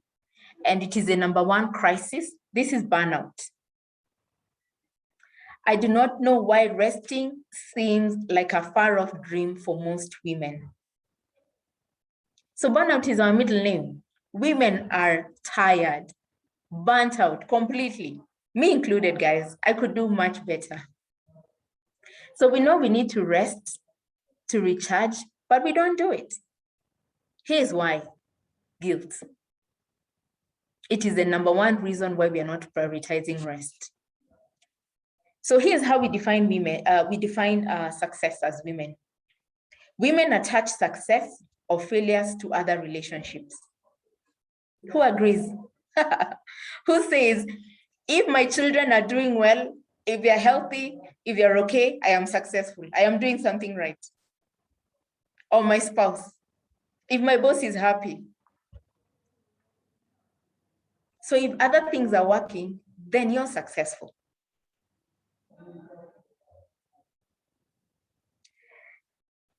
I read somewhere that people compete because they love winning or fear losing. And because we define success in life through competitions, is my child healthier? Is my child doing better in school? Am I doing very well at work, extremely well at work? What kind of a spouse am I? What kind of a friend am I? Then because we attach success to all these things, then we fear losing them. And that is why we don't give ourselves a break, because we think if we take a break, then something is going to give, something is going to suffer. How about our perceived lack of time? Do we really lack time? Or do we think rest is not important? I did realize we have a couple of men here, but I'm going to say it anyway. How do they make time? How do they golf? How do they watch sports? I mean, an entire, Formula One must be 1 hour for the qualifiers, 2 hours for the real game, 3 hours of minimal activity. yeah, or just taking a drink. And here's the definition of rest. I had a conversation with a colleague this week, and she had come from leave 2 weeks out, but she appeared extremely exhausted. So I asked her, how was your leave? She said it was nice. It was nice to be away from work because I had mental rest. I told her, though, you don't look like you're physically rested. And she said, yeah, no, I'm okay. But I had to run errands, nilikuwa na mjengo, I had this, I had that. So her definition of rest is that she was not in the office. But guys, how do we define rest? Because ideally, it should have minimal function, freedom from activity. Why do we believe if we're running errands, then we are resting? I will leave us with this challenge. We were created with the ability to rest, sleep, and benefit from rest. So let's remember this. All right, so those are the 5 lessons. In conclusion, what happens when the odds are not in your favor? What happens when you have a tough beginning, when you have a tough current situation? The stories we tell ourselves, those that we experience, can shape our identities, our aspirations, and set parameters for what we can achieve. Who believes that? Just remember, we can change the narrative once you focus on resisting to run, becoming resilient, nurturing meaningful relationships, flipping the switch to reinvent ourselves, and reprioritizing rest. Thank you. That's the end for me. Back to you, Okari. Wonderful. Now, because we are in the mood of doing letters, let me start with mine also. Dear Rosa, that was such a wonderful presentation. Appropriately said, well presented, well articulated. At this time, I wish to ask anybody who has a letter to Rosa in terms of a comment or question. Let's start with Dear Rosa. Let's do this.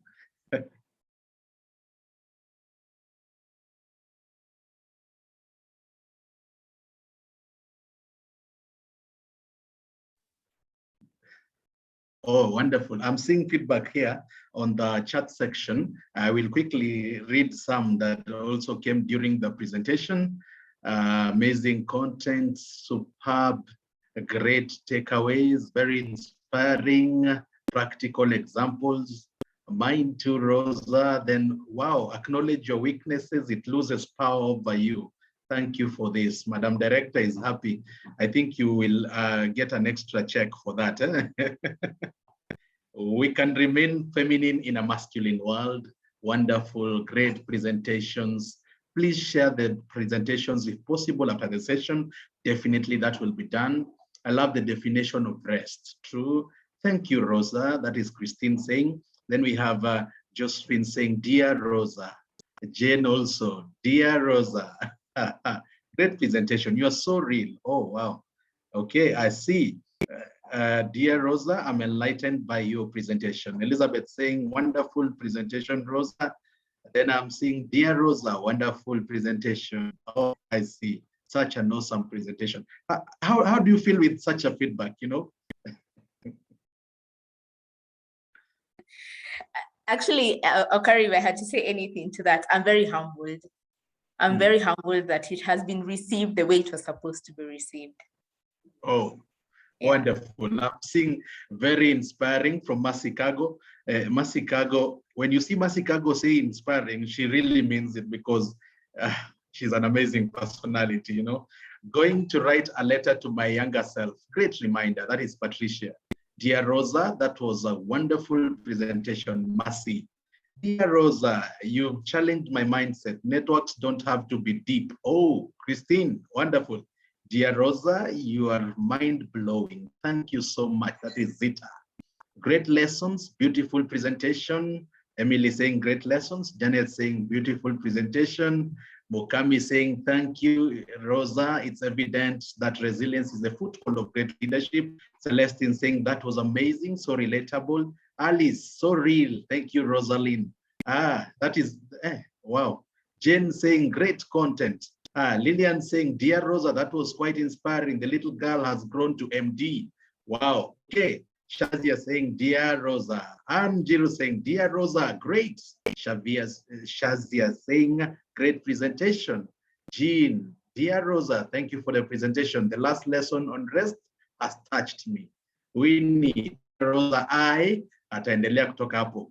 And then Esther saying, dear Rosa, that was very powerful. It's a mind opener. Thank you, Rosa. That is from Maureen. Great presentation, quite inspiring. Thank you, great presentation, Elizabeth. Dear Rosa, thank you. That's from Caroline. Dear Rosa, that was a great presentation. Winnie, dear Rosa, thank you so much for the very timely presentation. Reprioritize, rest, and resist the urge to run. Leah, oh, wonderful students right here.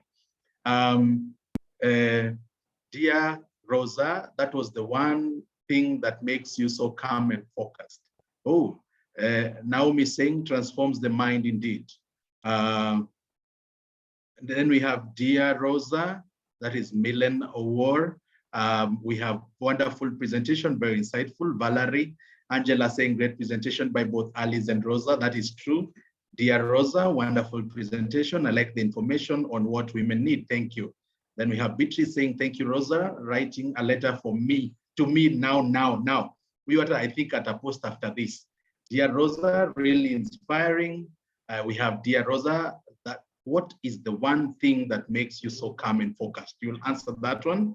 Irene Mwangangi asking, Dear Rosa, amazing lessons, very clear, very clear and amazing.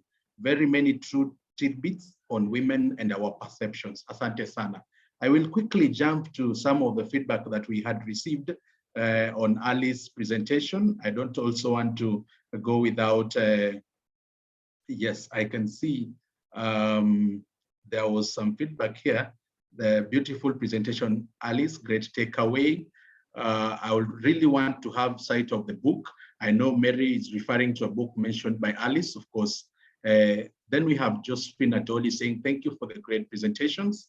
We have Jean saying, wonderful presentation, Alice. Mary Wanga saying, Alice, every organization has its culture and politics. What's your take on this and women who would want to navigate through the power structures? Alice, please take note of that question. We'll be able to answer it at the Q&A section. Lydia said, thank you for the great presentations. Alice, there was so much to learn. Then we have Agnes, the director, excellent presentation, Alice. We have Lea Mwende Motisia saying, thank you, Alice, for the great presentation. Patricia saying, thank you for the great insights, Alice. Seize the opportunity and when it presents itself. And of course, we have wonderful feedback on Rosa's presentation. Dear listeners, I'm humbled by your awesome comments. Of course, that is Rosa saying, thank you to all. Wonderful. So, dear participants, having been empowered with such a wonderful presentation, if you have any questions with you, please make sure that you have them recorded so that we'll be able to have them presented to the speakers for answering and, of course, great insights. We have Mutedia Williams saying, dear Rosa, silent listener, taking notes. Thank you, very insightful. Mutedia, you are the one who is making me say ladies and gentlemen. So wonderful for your being here. So thank you so much. We appreciate your feedback. Keep it coming. And it's wonderful because it was a part of this to the very end. I also note that there will be a feedback link that will be presented in the comment section. We will have on the chat section, we'll have a feedback link whereby you will give feedback on the presentations and what can be done, of course, to make your experience better in our next month's session. Now, ladies and gentlemen, before I am able to move, I wish to confirm whether Rosa had a closing remark or a power statement that will remain in our minds until we again resume another session when we meet. Rosa, anyone? Any of the powerful those statements that you make at the very end? No. I think I was able to capture that. I just really need the ladies and a couple of men who are in this session to be able to answer the question, what happens when the odds are not in your favor? Just that, Okari. Wow, what happens when the odds are not in your favor? So that will be my statement also today in the gym as I work out and I feel so tired. What happens when the odds are not in my favor? Thank you so much, Rosa, for that wonderful presentation. We appreciate you. You've actually done so good on time that we even have a few minutes to acknowledge and appreciate ladies out here like you who are doing an excellent, excellent job in leadership. I want to first again recognize the women in leadership. We have Stella Junge, that is the MD AIG. We have Madeline Nangayo, that is CEO Ghana Re. We have Angela Kamau, the Principal Officer Intra-Africa.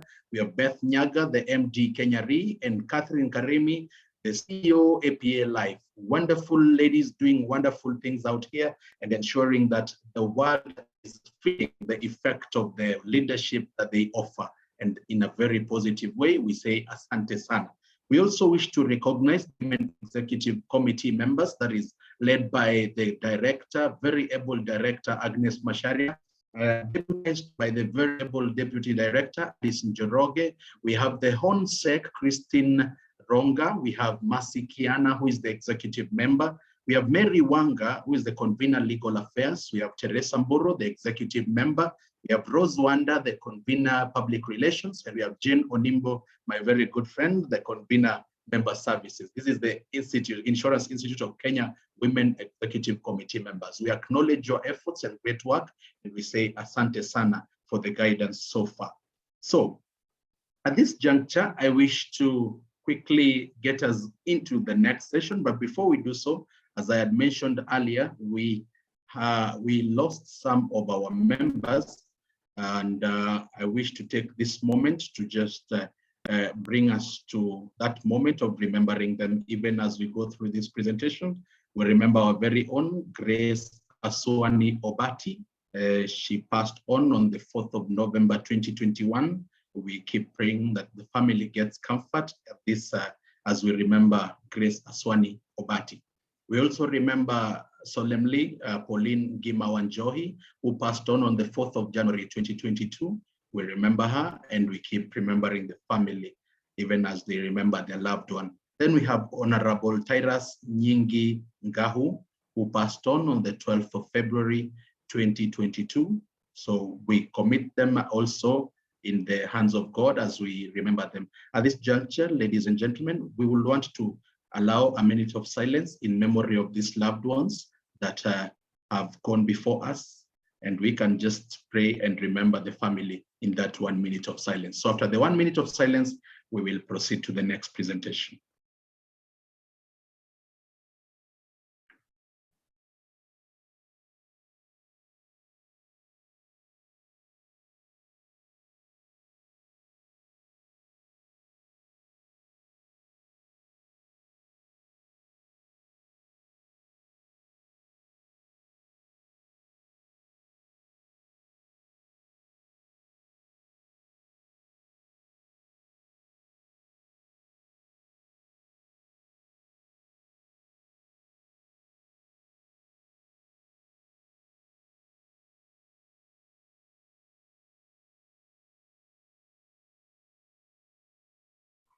Thank you very much for all who have participated in that.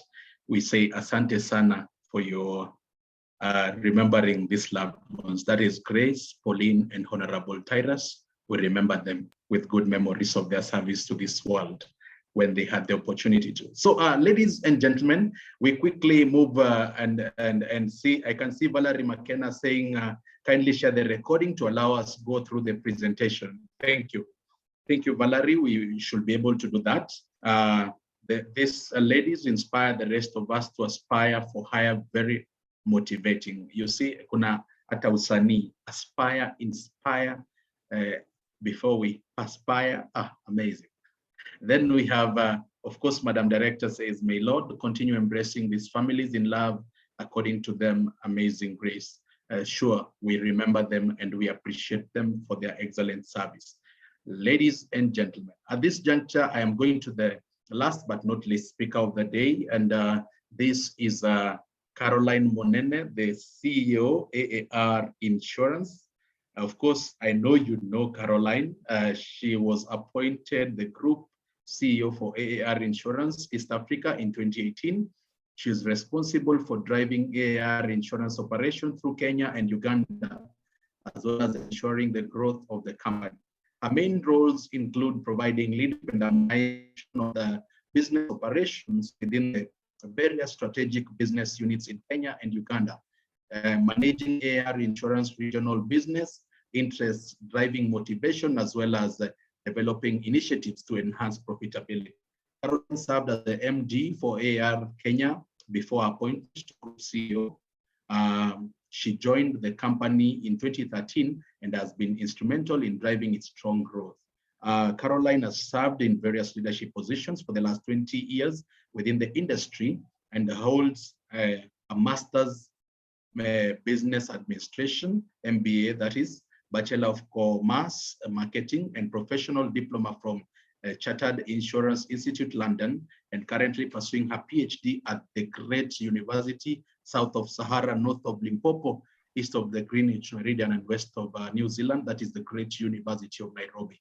She was also the chairperson of the East African Insurance Institutes Association, director with the Insurance Institute of Kenya between 2012 and 2015, and a board member at Association of Kenya Insurers, that is AKI.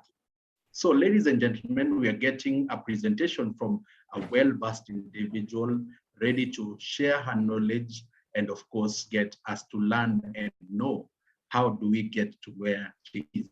We welcome the group CEO AAR Insurance East Africa, Caroline Munene. Karibu sana, Caroline. Yes, hi, Okari. Hi, karibu. Oh, how are you today? I am very well. How about you? I'm very well. My video seems to have failed. So I'm trying to, start my video. Has it failed or you put me off? I hope it is not failing because we want to see the brilliance and radiance of your smile as you present to us. It actually seems to have failed. I'm trying to see how I can.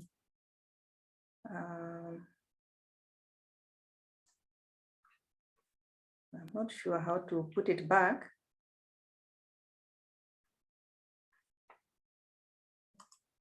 So let me try to log off and on, yeah? No worries. Yes, okay. That's okay.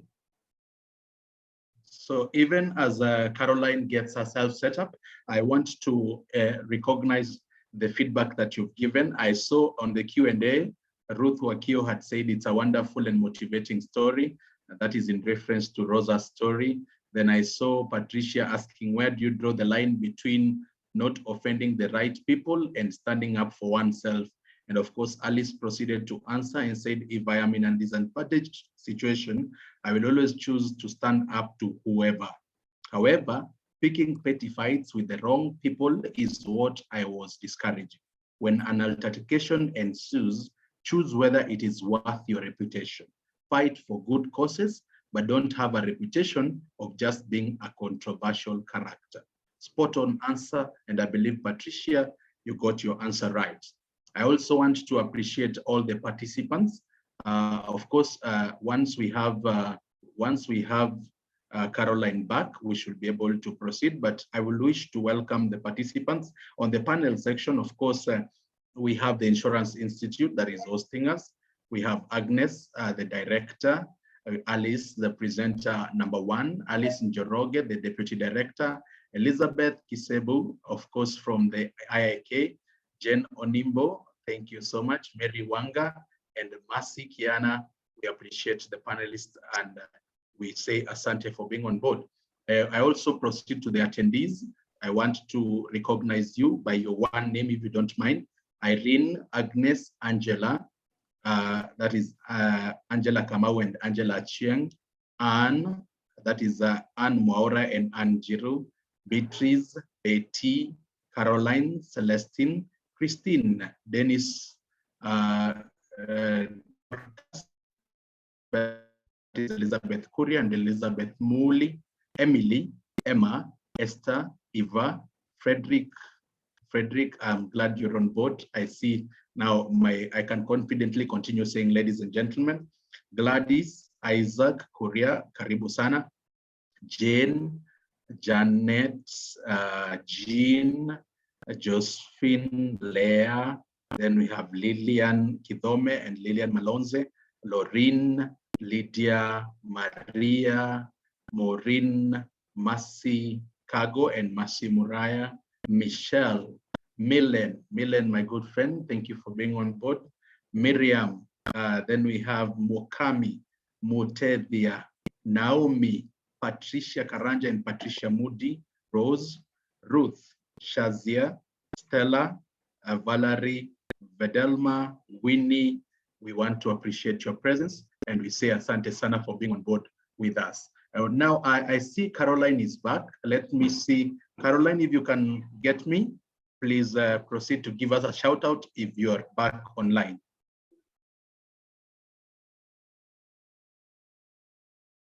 So it's evident that she's still setting up. So Caroline will be the last presenter, after which we'll have a Q&A section. This Q&A section will also be followed later with the rest of the activities. Zita Lobo, we want to also appreciate your presence. Thank you for being with us. I also want to acknowledge your feedback. I was so happy. I see this year we're going to have a wonderful session because one of the things I always strive in is the feedback that comes in the chat section. So keep the feedback coming. We want it. We want to hear from you. We want to share the experience with you. We want to know how you feel about the presentations, even as we continue. And that will, of course, go a long way in ensuring that we are able to understand each other as we proceed. So, ladies and gentlemen, I want to still confirm if Caroline is now on board with us. Caroline, if you can get me, please say hi to us.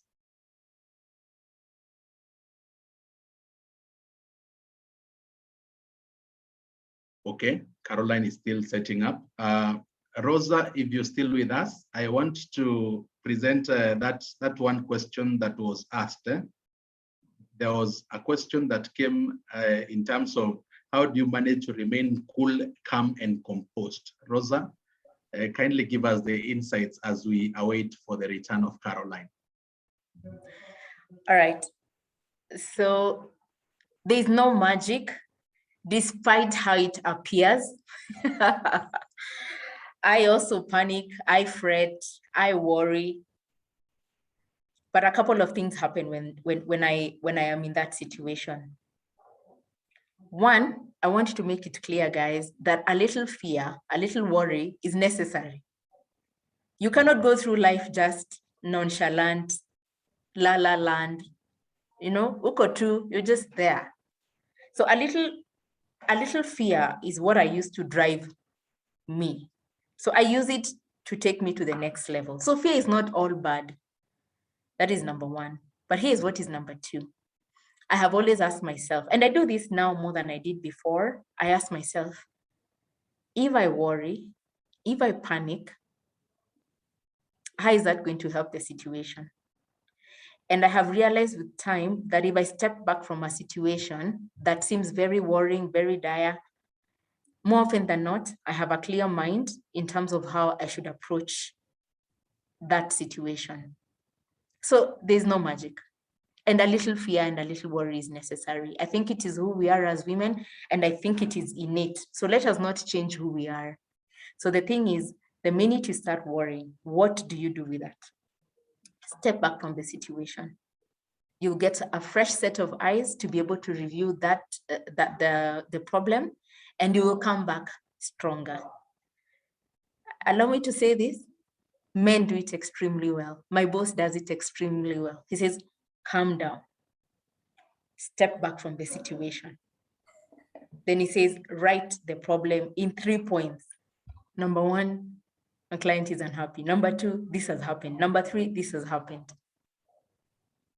Once you do that, once you put something in writing, then it becomes very clear. The solution becomes very, very clear.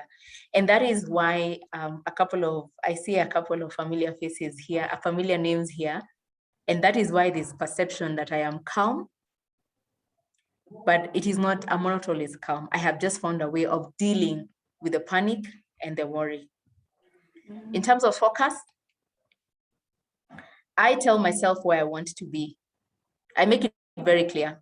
I even say it, it's written on my wall at home in the bathroom, and it says, this is where you will be this year. These are the things you'll achieve. And I do everything to work towards them.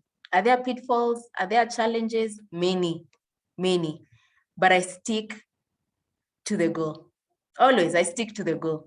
And if I don't accomplish it this year, I don't put it in the bin. I stay relentless, I stay resilient, and I try and achieve it the next year. I'm going to say something, guys. Being a managing director of the risk business at Zamara is a series of things that I have done consistently over time. So it's not a magic. I did one big thing and then I got a promotion. I just did little things very well.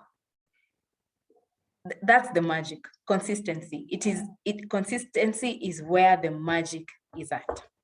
Thanks, Okari. Thank you, Rosa. That is wonderful. Very great insights. Caroline, I can now see you clearly. Welcome on board. Karibu sana.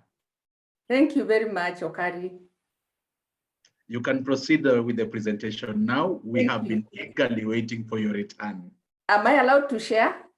Do I have a right to share? Yes, please. Yes, you do. Cannot start screen share while other participant is sharing.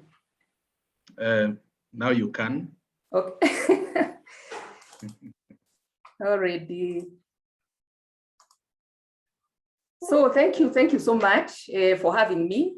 I hope I'm clear. Okari, can you hear me well? I can confirm hearing you loud and clear. Thank you if I'm clear. So first, I just want to thank the ladies that have spoken. Rosa, I didn't know that you were a hawker at one point in time. I think when we have tea, I want a few lessons on that. I was surprised with that with that information that you gave. So next time we have tea, I'll probably ask a few questions. And thank you also for our sister Alice. She has shared so well. The two speakers have spoken so well into the topic that I almost feel like I'm concluding what they have said. So I will probably not take so much time. I also want to thank the director, institute, and the deputy, and Masikiana also. I've seen you there. I've not seen you for so many years. I appreciate those ladies, and I actually thank them for being in the institute, for keeping it going, for bringing us together, and even for inviting us in such a kind of a forum to come and share. So ladies, as I come to this forum, I come as one of you, as a lady. As you've heard, I've been in the institute also as a director before Alice.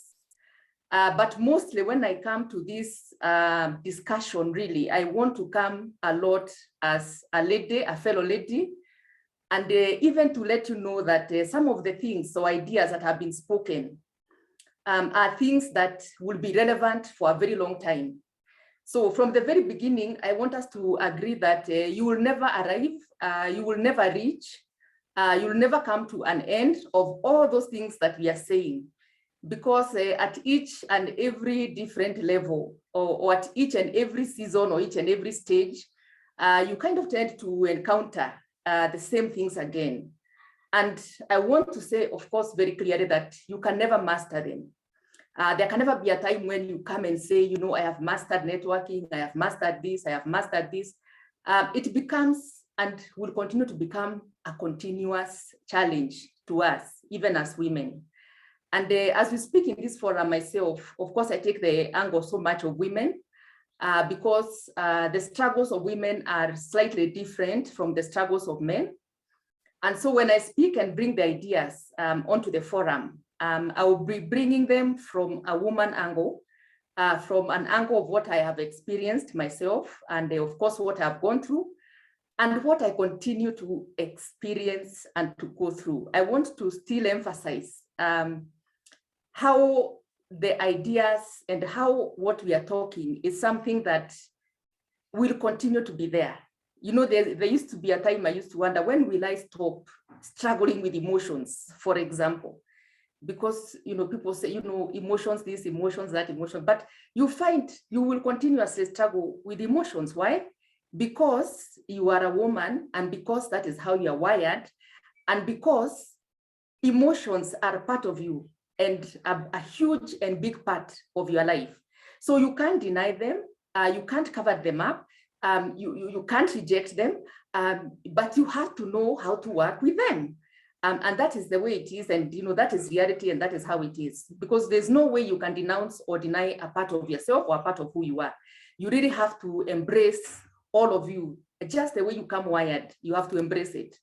So as we continue talking, I'll be talking from myself, really what I have, experienced and continue to experience, as I've said.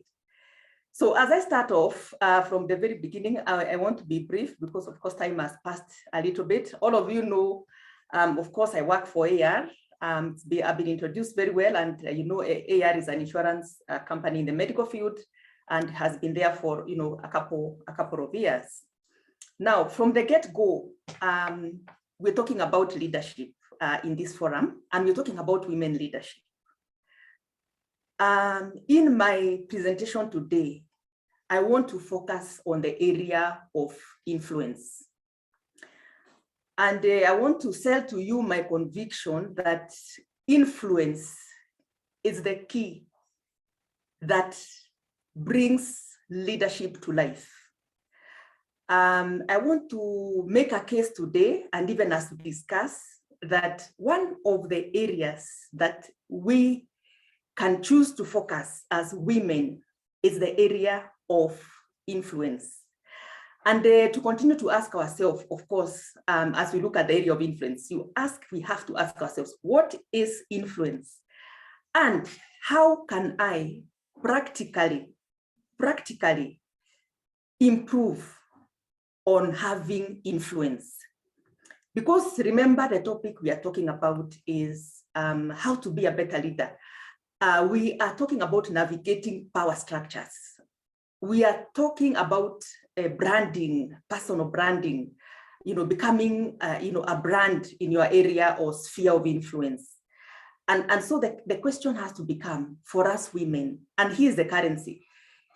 Influence is the currency of leadership. If we are going to be good leaders, if we are going to be promoted, if we are going to achieve the dreams that we desire and what we want to be, the currency we have to look for is influence. And we have to start asking ourselves, is there an organized way of acquiring and going for or unlocking influence in our lives? Are there some ideas? Are there some practical tips that we can practice so that we can improve on the area of influence? So I'll be making a case for influence, how important it is, and how then it will help us achieve leadership, and it will help us achieve the kind of dreams that we want to achieve. So my case today is more about influence, and I'll approach it from more of a practical perspective in terms of how do we go about it. So I want to start from the very get-go with one idea on influence. And the idea of influence or even leadership for us women is an idea of ability. What we are saying is we are all born with the ability to lead. We are all born with the ability to lead other people. Remember this, we are born with the ability to influence people.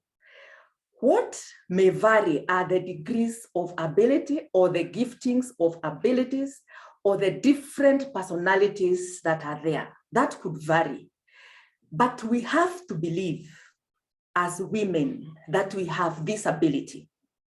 But remember, ability is not automatic.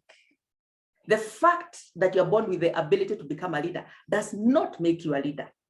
The fact that you are a talented leader, that you are born with some of the giftings of a leader as a woman, doesn't make you a good leader automatically. It is just like being born with the ability to run. Everybody is born with the ability to run, but does that make you a good runner? It doesn't make you a good runner. But can we all run? Yes, we can all run. But who is able to run and to compete? That is the question.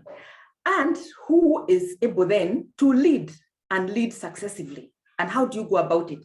So you have to activate your ability. And if there is nothing else from the get-go, let us remember that you have to activate the ability that you have been given.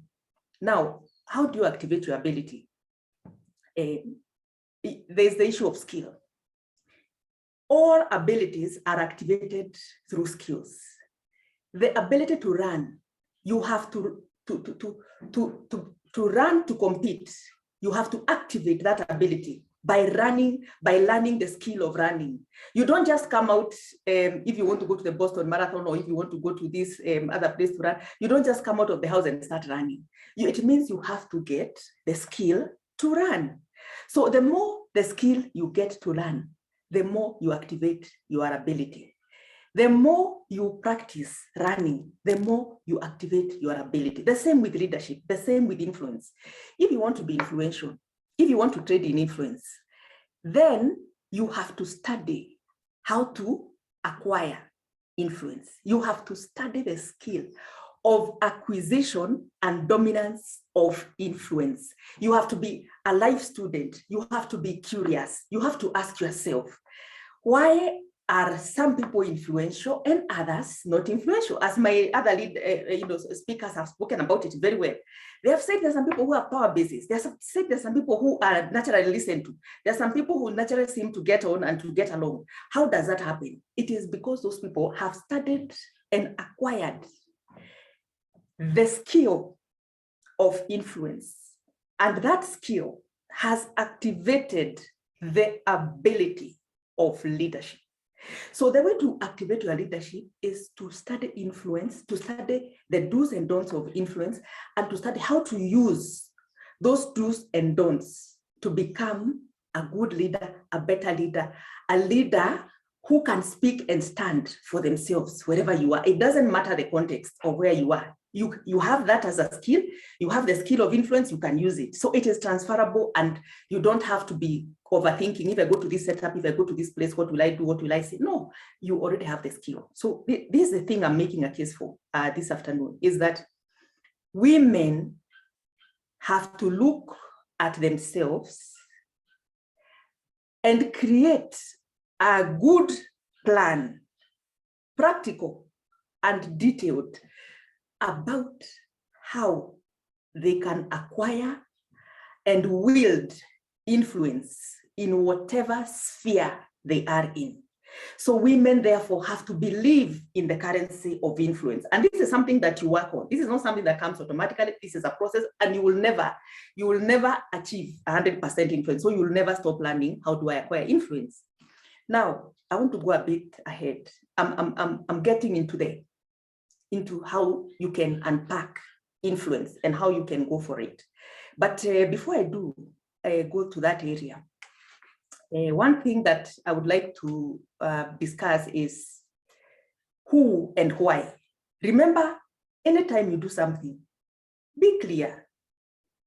Who are you supposed to apply it to, and why are you doing it?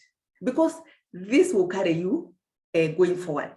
So why is it important to have influence? Why is it a currency to have influence? First of all, who must you influence? The first thing, we as women in leadership, our direct reports, the people who report to us, are very important in our journey of leadership. Those are the people who will either make us good leaders or bad. So we have to try and get influence with these people.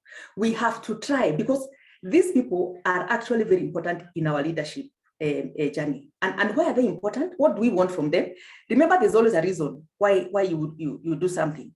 So the question is this: why do you want to influence your direct reports? Why are they important? Because you need their support, because you need their loyalty, because you need their affection.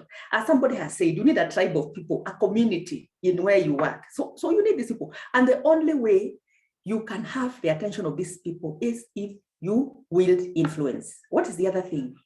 For us leaders and ladies, sometimes you have executives ahead of you, sometimes you have the board, sometimes you have a chairman, and you want something from them. The only way to get what you want is through influence. You have to be wise to know how to wield influence. Why? Because when you walk into a board, when you walk into a meeting, you want approval. You don't want to go into a meeting and there's always all these, objections and discussions and things being pending and not being approved. You want approvals. You want the board to support you. And what do you want also? You want forgiveness. Sometimes we make mistakes as leaders. Sometimes you will make mistakes where you are.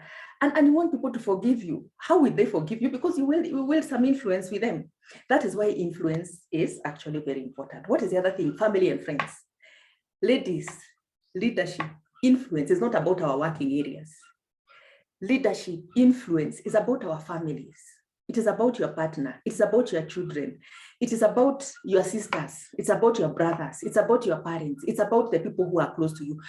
Leadership and influence is not limited to the office. And ladies, we need to balance. We need good, happy personal lives. We need to have rich relationships with a support base, people who love us, who value us, who care for us, who energize us, people who pray over us. We need that other base. And when you talk about influence, it is also applicable there.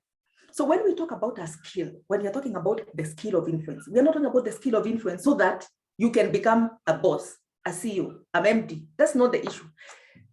Here, ladies, we are talking about winning at life. You have to win at life. You can be an MD and very frustrated, very annoyed, very depressed, very unhappy, very sad, very negative. All these things are there. Why? Because you're not winning at life. Ladies, we have to win at life, not in the boardroom. We don't have to win in the office. We have to win at life, at friendships, deep, rich friendships. We have to win at people who are close to us, that they are close and they walk with us. And how do we do that?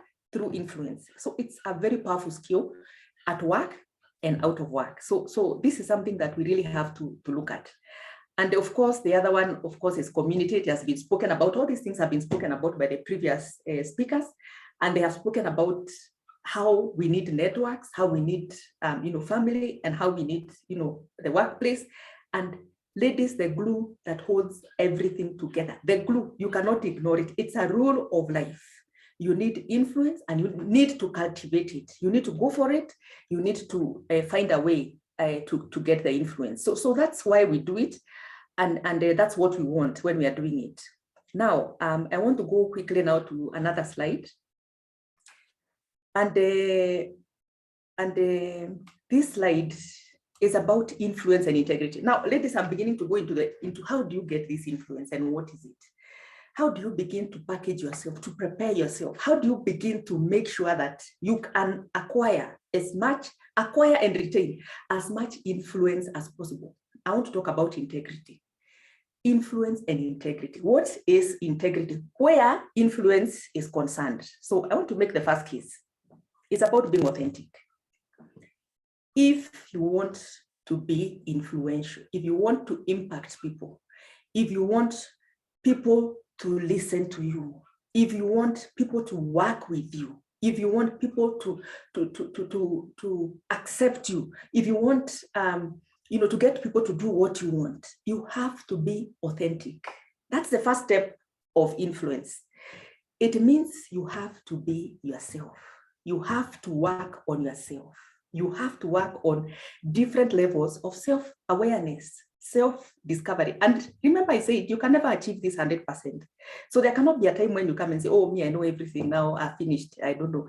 No, self-awareness, self-discovery, self-mastery, it's something you do all your life.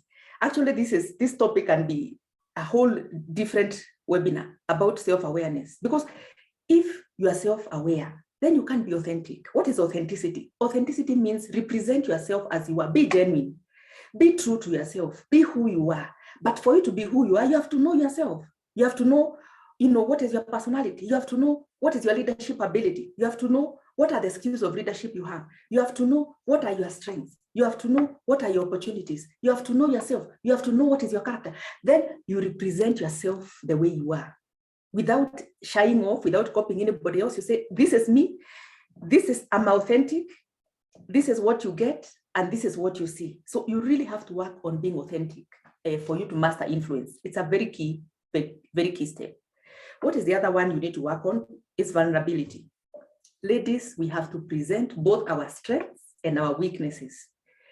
We have to go out, we have to be public, we have to talk about it. You cannot get influence by looking like you don't have any weaknesses or by looking like you are perfect. If you are perfect and you portray yourself as perfect, it means you will not get the influence that you're looking for. Influence is also a game of vulnerability. You have to be vulnerable to people. One of our speakers today shared with us her weakness. You know, she shared with us that she has self-doubt, you see? And for me, I can also share my weakness. I say one of my great weaknesses is that I don't have self-forgiveness. I don't forgive myself. If I do something wrong, if I offend somebody, if I do this, I'm unable to forgive myself. And this is something I struggle with until sometimes I have to sit back and say, look, Carol, this is past, it's gone. Forgive yourself, move on. You can't stay in the same place. So for you to amass, to acquire, to get influence, you have to be vulnerable. You have to show your weaknesses. You have also to show your strengths. But that is not something that you should struggle with. You should be open, be who you are, show who you are, and work with that. The other one on the area of integrity is the issue of humility and confidence. You have to balance the two. Being humble does not mean you're not confident. That is not the case. Being humble means you are aware of your limitations. You are aware of your weaknesses. Being humble means you know you can be wrong. Being humble means when you are wrong, you can come back and say, look, I'm sorry. I didn't mean that, or that's not what I was talking about, or that's humility. You can be humble and accept who you are and tell people, look, I have weaknesses. But confidence means that you have to steer yourself from your areas of strength.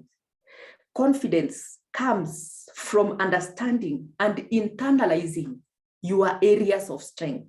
So you have to be aware of what are your strong areas. What are the areas that are your natural giftings? What are the areas that make you who you are? What are the areas that make you unique? What are the areas that are natural gifts for you? And these are the areas that will give you the confidence. They'll give you the natural confidence, because in any situation, you know you can rely on your strengths. In any situation, you know you can solve problems from your areas of strength. So the balance of the two is important. Humility is important. Confidence is important. Remember, we are working on influence. The more you improve on these areas, being authentic, being vulnerable, being humble, being confident, you begin to amass influence. So that is the first step. The how do you do it? We are saying, how do you do it? Now, I want to go to the next step, nurturing people. And this is a woman thing also. Remember, women are nurturers. So here we are a step ahead of the men. If we work on this, if we deepen this, then it's possible to improve on influence. It's possible to improve on leadership. What do we mean by nurturing people? Now, you have to like people. If you are going to be a good leader, if you are going to wield influence, if you are going to acquire influence, ladies, we have to like people. Now, let's admit, this is not something very easy. For some people, it's easy. For others, it's not as easy. Remember what I said, you have to know yourself. Remember the issue of integrity. I said you have to know yourself. For some of us, we are naturally wired to like people. We are naturally wired to connect with people. For some of us, that's not our very strong gifting, that you are wired to like people and you are wired to connect with people. That is not natural for some people. And frankly speaking, sometimes it's not very easy to like people. What are you going to do? If you are going to be influential, you have to work on your ability to like people, to be comfortable with people. You have to work on your ability to connect with people. This is something you have to work on. Is it easy? It is not easy. Can you practice it? Yes, you can practice it. How do you start? Start small. Start with small things. Start by putting yourself around people. Start by being comfortable where people are. Start by observing people. Start by being curious about people. Start by being interested about people. Start by studying people. You can. Small steps, and you can improve it. If you improve on this area, you improve on influence, and influence becomes natural, and it is easy for you to do. Now, your concern for people should be natural, and that is why you have to like them. You have to care.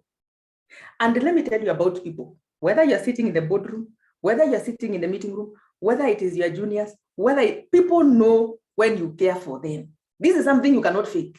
So what you have to do, you have to work on it.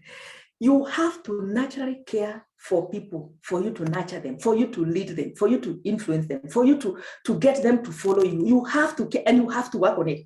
Don't say, oh, this comes naturally. Me, I care for people. Me, no.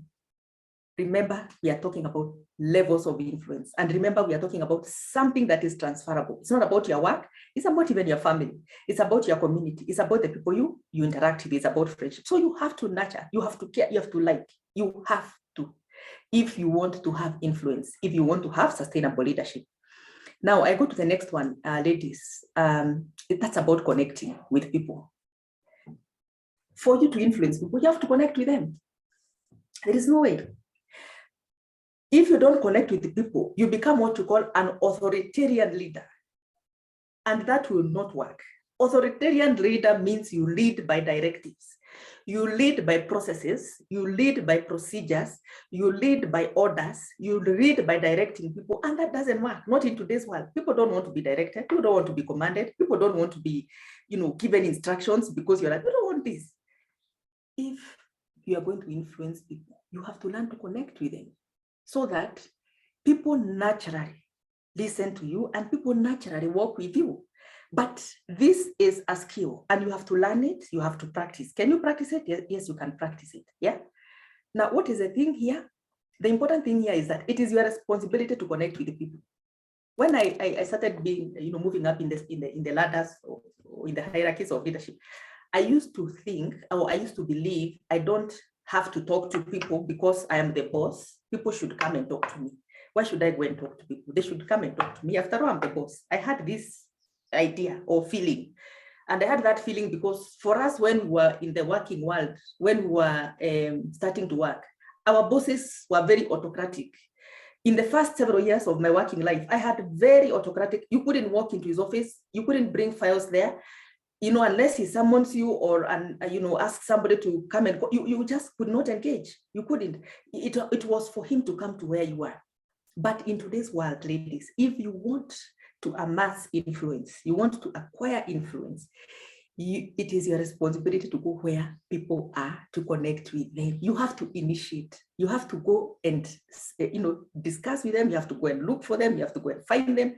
You have to go and find their agenda. You have to go and find what are they talking about. You have to move from your office. You have to move from where you are and you have to find them. So it's your responsibility to do this. Now, remember, connecting is not a group thing.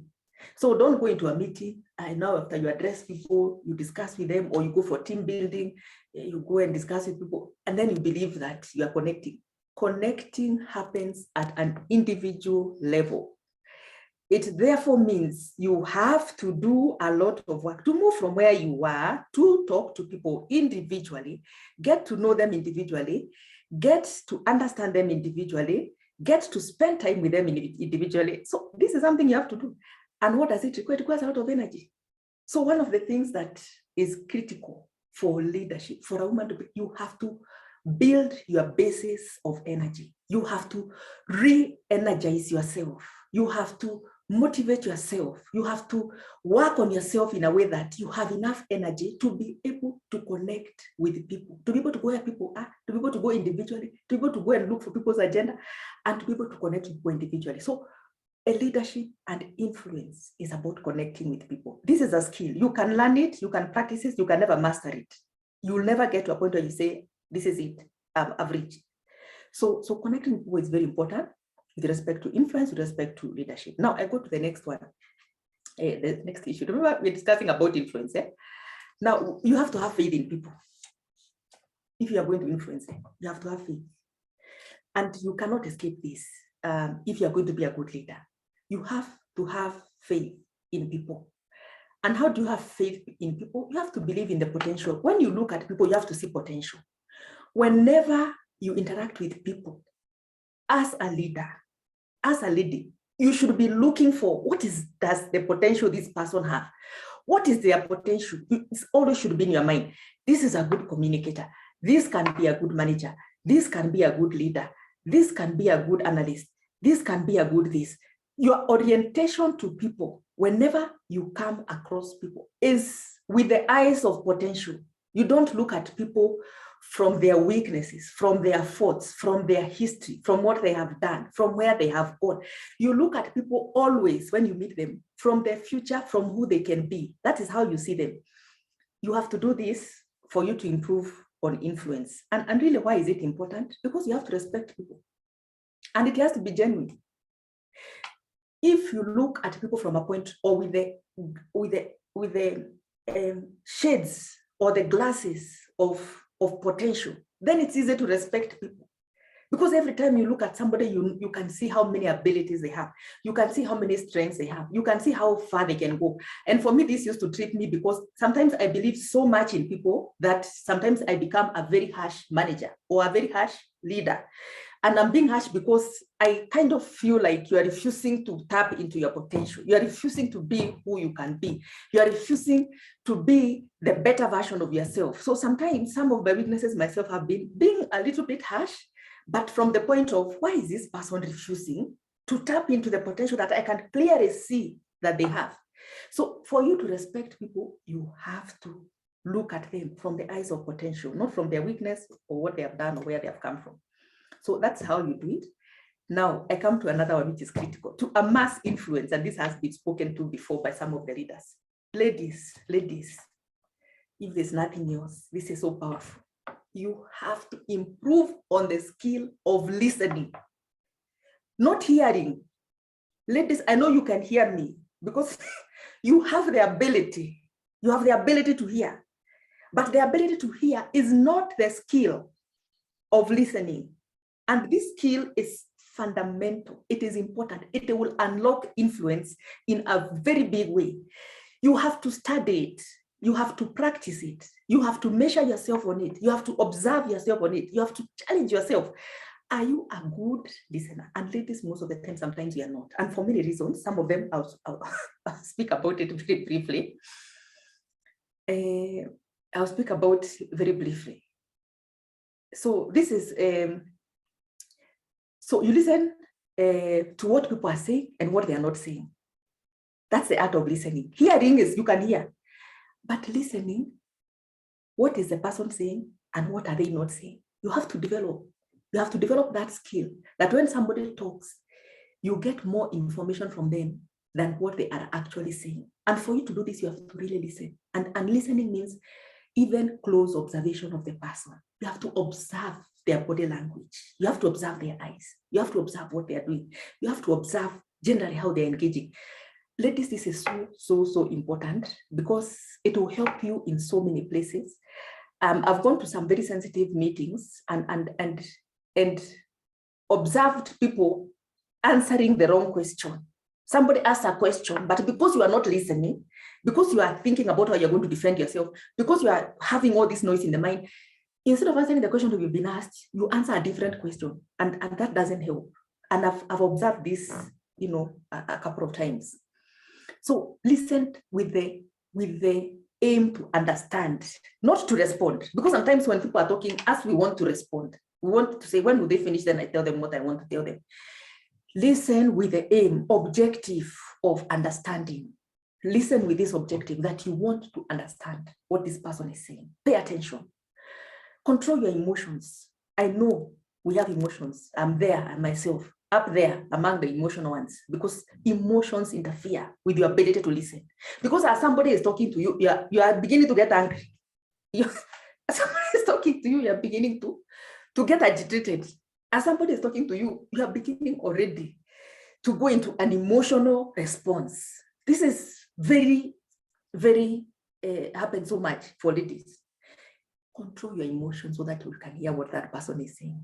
Be aware that the emotion is starting. Listen to yourself. That is what you have to have self-awareness so that you're able to control your emotions, so that let the person finish what they are saying. Don't jump in, don't interrupt. Don't interrupt in the conversation. Let them finish. So control your emotions because you will listen better. Listening is critical. What is the final one about listening? And we are all guilty of this. Me, I've observed it. And ladies, it doesn't pay. You have to be present. It has been said by another speaker. Am I guilty of this? I am guilty that many times I'm not present. Ladies, you have to practice being in the moment. When you come to this seminar, be here, even if you are at home. Practice to be present in the whole seminar. Pick as much as you can. Leave the phone, leave the emails, leave what you are doing. Why are you doing this? You are doing this because remember, we are talking about acquiring a skill. You cannot acquire a skill unless you practice. If you are not in this seminar, if you are not in this webinar, next time you go to a meeting, you will not be in that meeting. Next time you go to the boardroom, you will not be in the boardroom. Next time you go to connect with one of the people who can be very influential or who can be very important in your life, you're not able to connect. Why? Because you are distracted. Why? Because your phone is ringing. Why? Because you have SMS. Why? Because you are doing email. Why? Because you are thinking about this. And for women, we are guilty, especially because of what you call multitasking. Ladies, we have to stop multitasking. It doesn't help you to be present. If you want to multitask, ladies, compartmentalize. It was spoken of by another leader, another speaker. If you want to multitask, compartmentalize the multitasking. And that is why the men defeat us, why they are ahead, why they are moving ahead of us, why they are fueling the leaders. Why are they fueling the leaders? Because the women are not present. That's the problem. You're in the boardroom, you're not present. A lot of information is going on there. There is non-verbal communication going on there. There is invisible structures in the boardroom that you're not seeing. In the meeting room, there are invisible structures. In your office, there are invisible parts. So I think spoken about by another speaker here, but you're not aware. Why? Because we are saying women are multitask. So you're sitting on your desk. You are thinking about how to cook at home. You are thinking about how to go to the market. You are thinking about that quarrel you had with that guy last night. You ladies, we have to stop multitasking. This is where we get it wrong.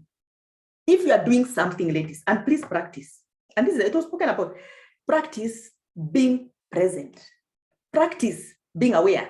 Why? What are we talking about? We are talking about acquiring the skill of influence. We're talking about acquiring the mandate of leadership. What are we talking about? We are saying acquiring the ability to sit in a leadership position and succeed. That's what we are talking about. So ladies, let us practice. We are guilty. I'm also guilty of this because sometimes I'm, all these things in the mind, a lot of noise. I have to sometimes pull myself back and say, now I'm in this place. I have to be here. Okay, these other things are burning, but now I have to be here. I have to focus. I have to be present. I have to be in the moment, and it will unlock a lot of things. So this is really very important for us, especially because of what we are talking about, multitasking and this kind of things. Now, ladies, understanding people. You want to influence people, you have to understand them. You want to influence the chairman, you have to understand him. You want to influence the managing director, you have to understand him. You want to influence your direct reports, you have to understand them. You have to acquire the ability to understand, to read people, to read the people you're interacting with. And you can tell by reading them, they give you a lot of information. You can tell people who are opposing you. Some of us don't know the people who oppose them. You cannot read people. You think people are on your side. They are not. They left a long time ago. But you can't tell. Why? Because you don't understand people. Now, how do you understand people? And ladies, this is something you have to work on. You start by understanding yourself. If you want to understand people, the more you understand yourself, the more you understand what drives you, the more you understand your emotions, the more you understand why you do what you do, the more you understand where you come from, the more you understand your motives, what makes you behave like that, why, the more you will understand people. So where does it start? Start with yourself. We spoke about integrity. Point number 1, self-awareness. Have as much information as you can gather about yourself as a human being. And when you do, then you begin to understand other people. Then it begins to come to you. Then it begins to come to your comprehension. Oh, that's why this person, then you begin to see people long before they get where you are. People are looking for you, you don't know, because you don't understand people. Why don't you understand people? Because you don't understand yourself. Because you are the filter through which you see the world. So the more information you have about yourself, the more you'll be able to make sense of the world. The more you can tell why the world operates the way it operates. So let us start from there. What is the next thing in understanding people? Attitude. If you're going to understand people, don't be afraid of people. And some of us are in that category. You are afraid of people. What are you afraid of? People will hurt you. Yes. You are afraid of what? People know too much about you. Yes. What are you afraid of? People talk about you. Yes. But you can never understand people until you get rid of the fear. Will people take advantage of you? Yes. Will they betray you? Yes. You know, will they do bad things to you? Yes. But you cannot be afraid of people. Yeah, then you can't be selfish. Don't always think about yourself. Train yourself. Have an attitude that, okay, this is not about me. Maybe it's about that person. Let me give them a chance. Okay, this is not about me. So selfishness, and we are all guilty of it. We want things for us, for me, to improve, to be better, to be seen. That's what we want. But selfishness will make you not understand people. Lack of genuineness. When you're not genuine, stop hypocrisy. Pretend, don't pretend. Be real. Be who you are. Just let people see it. Then you'll understand them more. Just be more genuine, and then give everybody a chance. Don't reject people. Some of us have such biases. You are so biased that when you see somebody, you say, oh, that one is like this. Oh, this one is like this. Oh, this is a men's world. Oh, that one is, oh, this is. Don't be biased. Give everybody a chance. The other one is empathy. Practice empathy. Empathy is what? Feelings. What are other people feeling? Put yourself in their world. What could be going through those people? What are they feeling? How are they handling things? Put yourself in their position. It just take a moment to look at it from the other person's perspective. Empathize so that you can understand people more. Remember, we are talking about a skill of influence, how to influence people. I go to the other one. It's enlargement. I am about to come to an end because time is passing. Now, enlarging people. You cannot change anybody or an organization, unless you change the people there. So ladies, let's not focus on procedures, policies, products, marketing, strategy, brand, team building, and the people are the same. Nobody is changing. Nobody is growing. Nobody is having a different perspective. But you have all these things. You're buying ICT, you're buying software, you're buying computer, you're buying this thing, and the animal remains the same. Why? Because people are not changing. People are not growing. You cannot change anything until people start changing. How do you change people? This is the question. It's not easy. I've been there trying to change people. How do you change people? The question. And this is the answer. You change people by changing yourself. If you are going to change people, you don't pick up a ruler, you don't pick up a pen, you don't pick up a lecture, you don't start telling people how they need to change, they need to have a paradigm shift, they need to do blue ocean, they need to go and rebrand, they reposition, they re-engineering, all these things that we are speaking in the corporate world. These things are not going to work. And that's why companies don't change. And why don't they change? Because the leaders are not changing. Because you are not changing. You as a woman, you as a leader, you're not modeling change. You're not showing people how does change look like. You're talking about it, but you don't look like change. So the thing is this, where do you start in enlarging people? Ladies, you have to grow people. You have to grow the team. You have to invest in people. But you also have to invest in yourself. It is a priority. Ladies, you have to have a plan, personal development plan, a growth plan, which says, these are the stages I'm going to go through in my personal development. These are the things I'm going to work on in my personal development. The minute you start changing, people around you will start changing. People will understand. They will believe that there can be change. So the way to change people is by changing yourself. Go back to point number one, being authentic. You have to start there. Be authentic. Be and do what you're saying you're going to do. So grow yourself. So ladies, I'm almost coming to an end. The other one is navigating.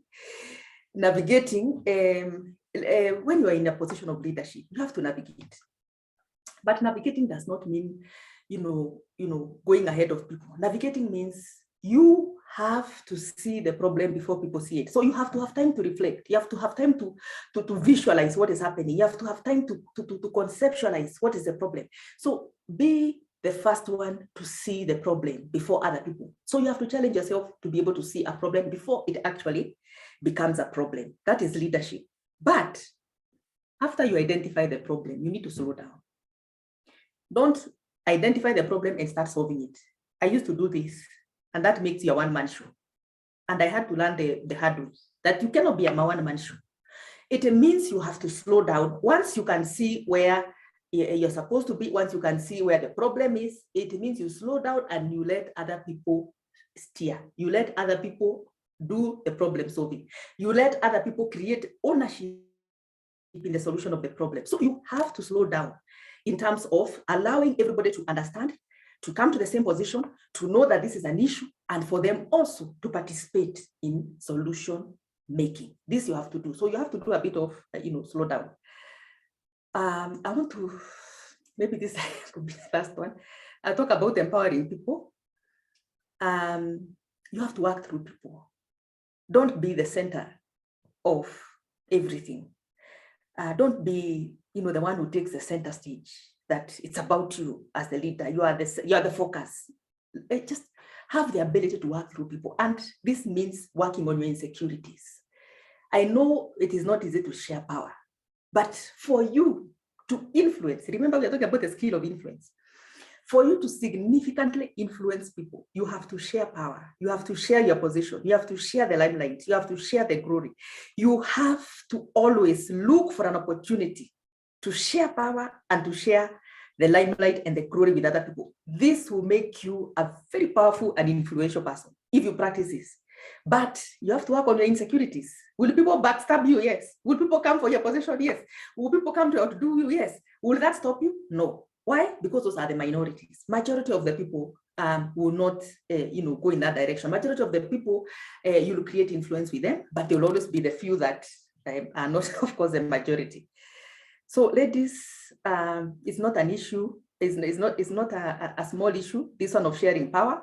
But again, you go back to the potential. If you can see potential in people, then you'll be able to share power. If you go out of your way to see the dreams that people have, to understand where people want to go, to see that these people are actually could even go further than you, could even, do better than you, then you would be able to share power, because you'll be proud enough when you start seeing people becoming, different and becoming who they were meant to be. So I think in a nutshell, I want to kind of end there, but I want to say this in closing. Sometimes all these things don't work. Finally, this is my submission to you. Sometimes all these things I'm talking about, connecting, blah, blah, blah, sharing whatever, this influence leader, it doesn't work. There are times when it doesn't work. And when it doesn't work, you open the Bible and you go into prayer. And the higher the offices you access, sometimes the higher the challenges. And sometimes it looks like it is impossible in those positions. It looks like it is not doable. It looks like it is not workable. It looks like influence does not work. And when that happens, lady, when you get to that threshold, when you get to the threshold of doubting and thinking that things are not going to work out, then you have to open your Bible. You have to move into prayer. You have to start consulting. One time when I was having a few challenges, I went to see the group CEO of a CIC that time used to be called Nelson Kuria, a very cool gentleman. I told him, Nelson, this thing doesn't seem to move. And he told me, Carol, your CEO is upstairs. And that's where you need to go. If you need advice, get your CEO and he's upstairs. And go on your knees and pray and use the Bible, because it has a lot of wisdom that will steer you, that will guide you, that will show you the path to follow and the path not to follow. And it will give you a lot of grace, and it will give you a lot of favor, and it will also influence, your influence. So finally, when nothing works, because sometimes it gets to that, I think prayer is powerful. And the Bible has a lot of wisdom, and you go to very many verses and you see those verses are consistent with the principles of influence, with the principles of being the person that you want to be, with the principles of navigating any power structures. Sometimes it is important to just go there and just refresh yourself and get more ideas and get more wisdom. Ladies, I submit my case, go for influence. That is what will make you, move ahead. So I end there. And finally, just to confirm to you, I do personal coaching and training and speaking, and I'm a certified John Maxwell, team member. So this is something I do in my private time. So I I submit my end. I will not speak anymore, Okari. I've finished. I can go on for a long time. So thank you very much, Caroline, for the insights. We really appreciate you. You've done an excellent job, and I want to say you are one elaborate one. I was saying that this team of speakers today are just certified teachers. They can do great things in our lives and change and influence for better decisions. I want to quickly get us to the feedback here. We have Mercy Kiana saying, wow, Caroline, your presentation is on spot. That is spot on. I concur with you 100%.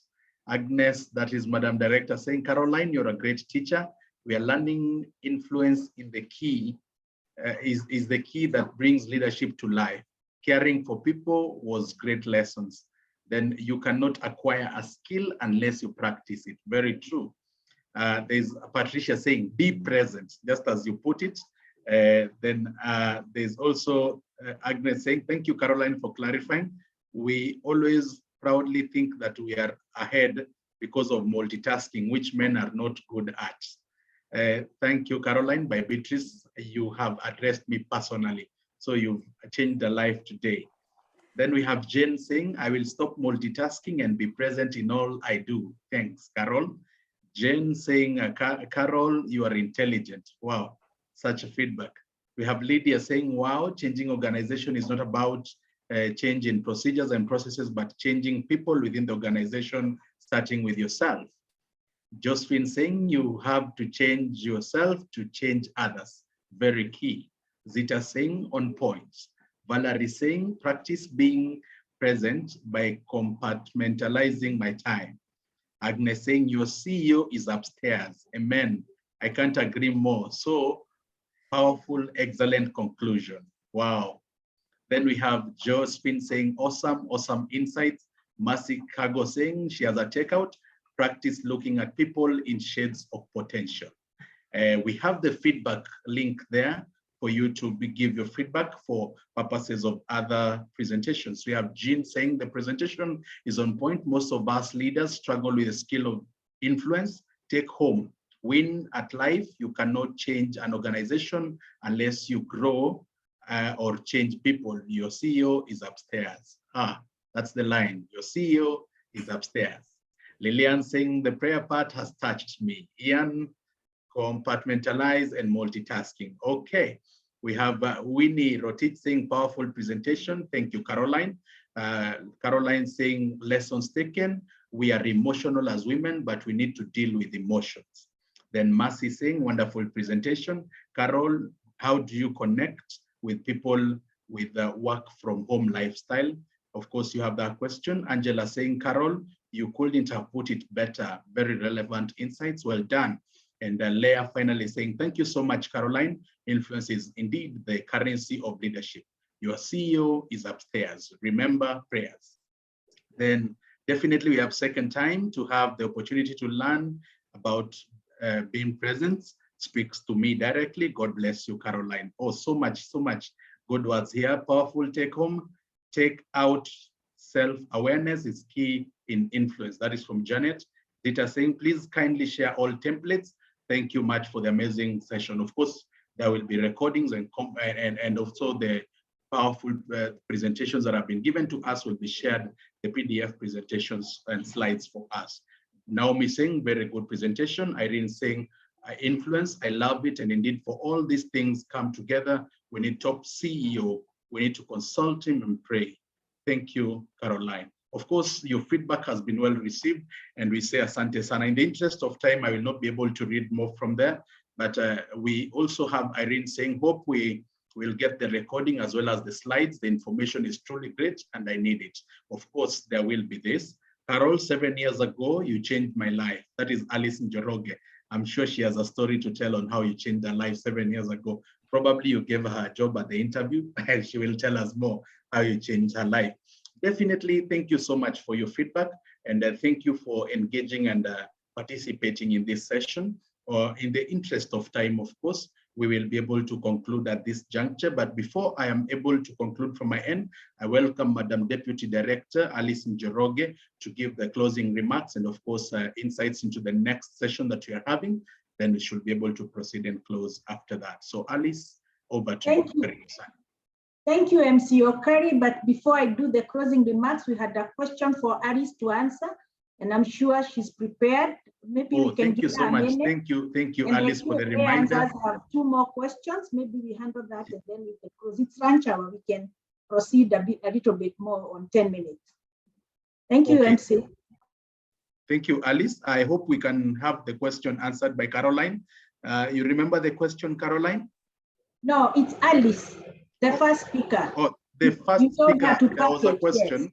Yes. You told her to practice. Okay, Alice, over to you. You remember your question? Yes, thank you very much, MC Okari. So the question was on managing organizational politics and the organizational culture and how you navigate it. And it's a good thing that there were some speakers that came after me and a lot more things became clearer.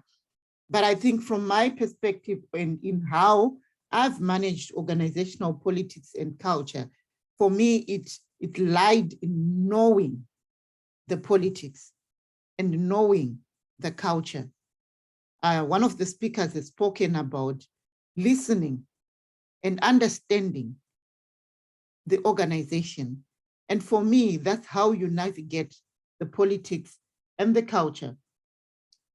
Information is power. So when you know what you're dealing with, you know whether to step back or to go forward.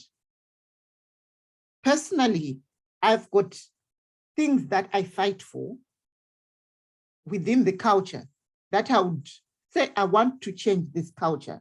For instance, if there's no gender diversity in an organization, it's a culture that needs to be changed. And if I strongly feel about it, I would rather have a reputation of being known that this woman is for women empowerment. So be known for something, but like the question that I answered, that it's not always necessary to pick fights. So you can put across your points without necessarily fighting. And you can put across your points to change a culture without necessarily being aggressive. So yes, I think be known for something that you stand for, that will help you change a toxic culture if ever it is toxic. And if there is organizational politics at play, know what politics that is at play and know how to maneuver. Rosalind talked about stepping back. It's always an option to step back from toxic environment. I hope that would answer the question to the person that had asked that particular question. Thank you. Thank you so much, Alice. That is a precise answer, and we sincerely appreciate your feedback on that. I see Agnes saying that I wish this forum can be repeated before the end of the year so that those who missed can hear what we have heard. And of course, we can get more insights and probably Alice to tell us how Carol changed her life 7 years ago. This is one curious one. So even as you give your conclusion, Madam Deputy Director, karibu sana. And if you can give us a trailer, we don't mind. Karibu. Thank you, MC Okari. You always make our day. Ladies, on behalf of all of you, I want to lift up my hands in the air and salute our speakers. I am sure you are smiling wherever you are. I am sure you are excited as I am. I can see my director is unmuting and saluting. Alice, we cannot be able to say how we feel as an institute because of the way you have delivered. So is Rosalind and so is Caroline. And I'm sure all of you ladies, all of you now are so searching and trying to answer the questions whether the reader that you are, in the capacity that you are, whether your shoes fit. And if they were not fitting, I am sure after these lessons now, all our shoes will fit. We will be able to find our position. We will be able to find our knowledge. Alice has kept on reminding us that knowledge is power. You don't need to do anything else. As long as you're knowledgeable in the area you are in, the next step for you is to try and influence the environment that is next to you. Carol has talked about influence, influence, influence. And the next thing is you do what Rosalind has told us, don't run, stay, reinvent yourself, rediscover yourself, and be ready for the change that is coming. Ladies, I am sure each one of us has taken your lesson. You have your take home for whatever lesson you have run from the three of us and from the three speakers. And I'm sure you would not mind for these ladies to repeat this like the director is saying. I am almost feeling sorry for anyone who is a reader or a CEO who did not log in, because now you know your position from wherever you sit, whether as an underwriter, whether as a claims manager, whether as a CEO, whether as an MD, you have your take home on what you need to do to be the reader that you need to be. Of course, I'm not going to go on air and say how Caroline changed my mind, but I'll just say it in summary that at one point, I didn't believe in myself. I didn't believe that I can make it. And Carol sat me down and a cup of tea and told me, you have what it takes. You had her saying, sometimes I get annoyed because people are not exploring their potential. I was not working in her organization, but it was on a different setup. She made me believe in myself, and I am what I am today because she was able to influence me to become the reader that I am. And I want to thank you, Caroline, for that, because I will always treasure the lessons that I ran from you. And I'm sure, ladies, you also have some lessons that you have run, and you are ready to run with them. To add my comments and to summarize, I want to say that special thanks to Aris. Aris lost her uncle and she traveled to the UK. She's speaking to us from the UK after laying her uncle yesterday to rest. Aris, that's a lot of sacrifice, and we thank you for that. And despite the environment, you were able to deliver just what we needed to hear. For Caroline and Rosalind, we can assure you this is not the end. We have many, many other webinars coming up, and for sure, when we call upon you, I am sure you'll be able to deliver. What I want to say in the Thanksgiving is that IIK is honored because I called each one of you personally on phone, and the response was, I'll be happy to take it. That made our institute proud. So receive the Thanksgiving from the director and from the entire council, because you never argued. It is a passion in you. Please keep on driving it, and may the Lord enable you to have much, much more ability to deliver to the rest of us who are ready to listen and who are ready to change. Ian, I have two quotes that I want to leave the participants with, and if you can project them for me so that they can read as I read them out, I'll be happy. As the last words from me that I have run is, lesson number one is that perfection is not attainable, but if we chase perfection, we will catch the excellence. The next lesson for us to carry on as ladies is that we must let go of the life that we have planned so as to accept the one that is waiting for us. For sure, our shoes are waiting for us to fit in as ladies, and I'm sure from these lessons, we will now fit. And the last lesson is a lesson from my hero, Nelson Mandela. Anytime anybody asks me who is my hero and who influences my life, unfortunately, my life does not go to a lady, it goes to that gentleman called Nelson Mandela. And this is the quote here, and if you can project it, or if you haven't made it, I will read it as it is. And that's my concluding remarks. Ian, are we there? Ian, are we there? If you're not ready, ladies, allow me to read them. Ian appears not to be ready. Alice, we have it already on board, so you can proceed to read. Okay. It says that when you are at the top, be careful of the monster called pride. Pride will make you look down on the people who have entertained your level of success. When you are at the bottom, be careful of the monster called bitterness. Bitterness will make you jealous and think that other people are the reason you haven't made it.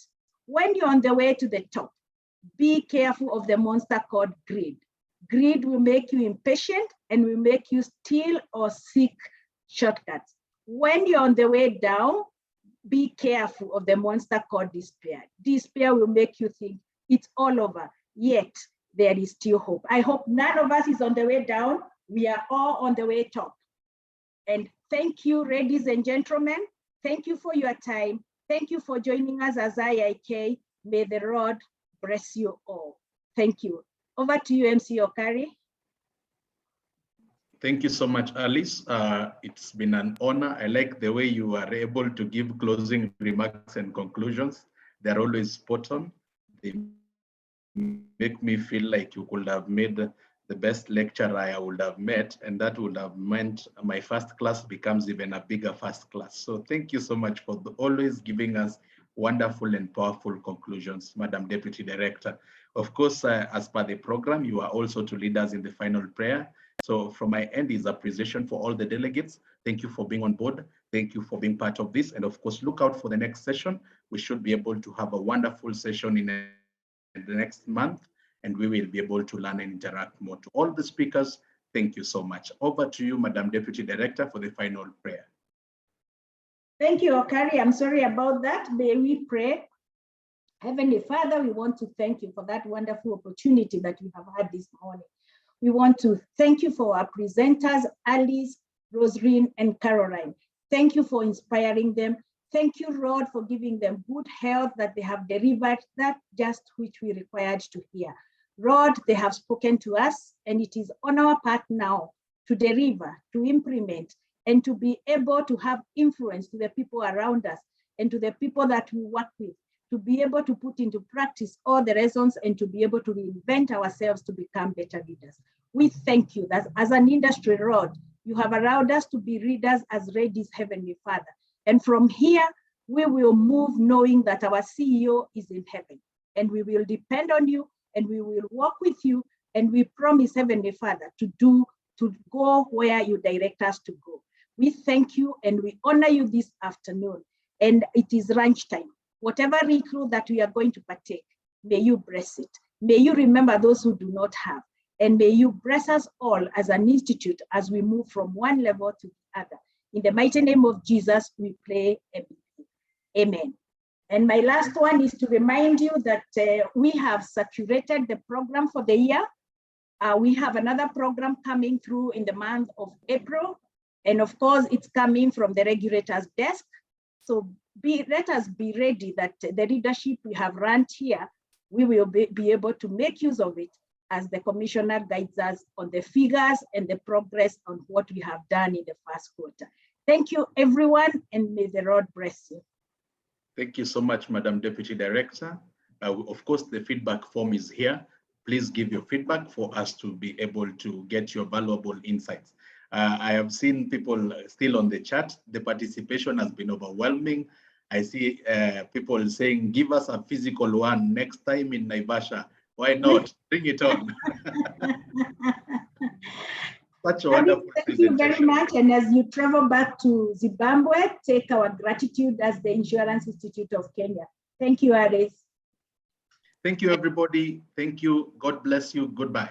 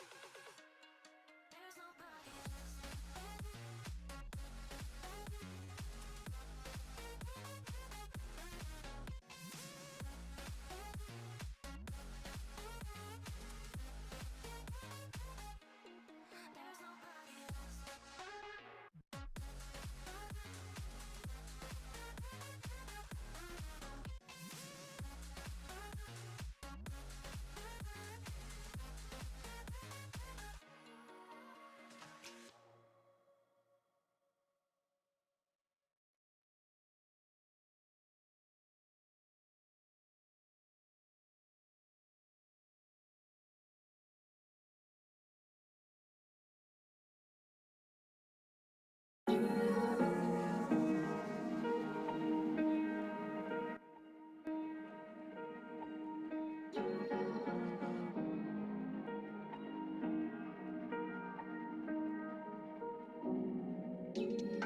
you look, where you talk, where you feel, yeah.